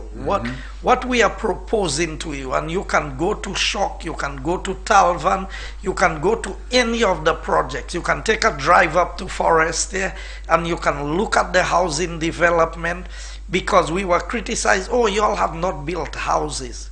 We knew why we did not build the houses. It's not that we could not afford to have built houses in Forestier. The young people, and you know, almost every single house in that development, these are first-time home owners. First time they own a piece of land, first time they are owning a house. They bought the land 2 years ago, some of them, about almost 3 years ago. They paid down some on it and they refinanced. And now, same thing that he was talking about, having some equity. Now they are able to start construction and they are building. And I'm very proud of what I've been able to see happening in this area. And these are the opportunities that we want to create for the young people in St. Lucia. I have a special target, and I've said I want to see more young people own houses than cars. I said that way back, and I have not gone back on that commitment. And that's why I'm happy that we could announce on the program tonight that you can get a basic starter home, $59,000. Let me tell you, to build a proper plywood house would cost you about that by the time you put everything together. And you look at the durability factor, you look at the quality of the material being used and everything. So this is not a pie in the sky dream. We're not promising you something that is not real. And what we are looking to do for St. Lucia, what this United Workers' Party government, led by Prime Minister Alan Shastney, and you can go throughout every constituency. These are just one of the sample houses that you'll see. But there are other models, like what is being proposed for Tuya or for the Bois d'Orange development. What is being proposed for Shock, where we want to have some proper size condos that are reasonably priced, that can be owned by St. Lucians, not necessarily foreigners, who can go into lease arrangement for short-term or long-term lease, bed and breakfast arrangements. I want to create the environment with the government and using locals, because look here, every time we engage a local, we are accused of, oh, is some deal and is some bubble. So there's a bubble in house for $59,000. Go and find out the houses that was built by the Labour Party for relocation of the residents of Conway in Fromage. $90,000 for one of these houses. Go to the Moshi housing development, a 300 square foot house. 300? No walls, no partitions. All it has is the box, empty box, like they say, dance hall style. What was it? 150. $90,000 for the 300 square foot. Yeah. And remember what I said? Our starter home, 400 square feet. Yes, yes. For half that price. Right. So, almost half. So when, and look at how many years later, when prices are so much higher. So when we come and talk, we are not just talking to try and get people to vote for us. We are talking because we are building St. Lucia for St. Lucians. And we want to put people in living conditions that are suitable. And it is the aim of this government that every St. Lucian would be living in a minimum standard home. Yeah. And I give St. Lucians the assurance, we will tackle Wasco, we will tackle Lucilec, we will deal with the issues that cause the high price of land, so that we can make it more affordable, that more St. Lucians can afford land in their own home country. I look forward to next Monday, where we will be inside Castries Southeast. You can join us for the rest of the week. There will be budget presentations. I think the initial, the Prime Minister's speech is tomorrow at 4, and then the budget begins on Wednesday at 2 p.m. and going in on to Friday. And from the following week is work that will continue in St. Lucia under this United Workers' Party government. That's right. Thank you, Champagne. Thank you, gentlemen. Thank you, Mr. Mr. Brother Timothy Mangal and Mr. Minister, gentlemen. Thank you very much. And St. Lucia, there we have it. You heard from Mr. Mangal, and I know a lot of exciting people tonight based on that price of the starter home that you heard for $59,000. We are going to be very, very happy when this thing comes on stream. I know a lot of us will. All right. Thank you, gentlemen.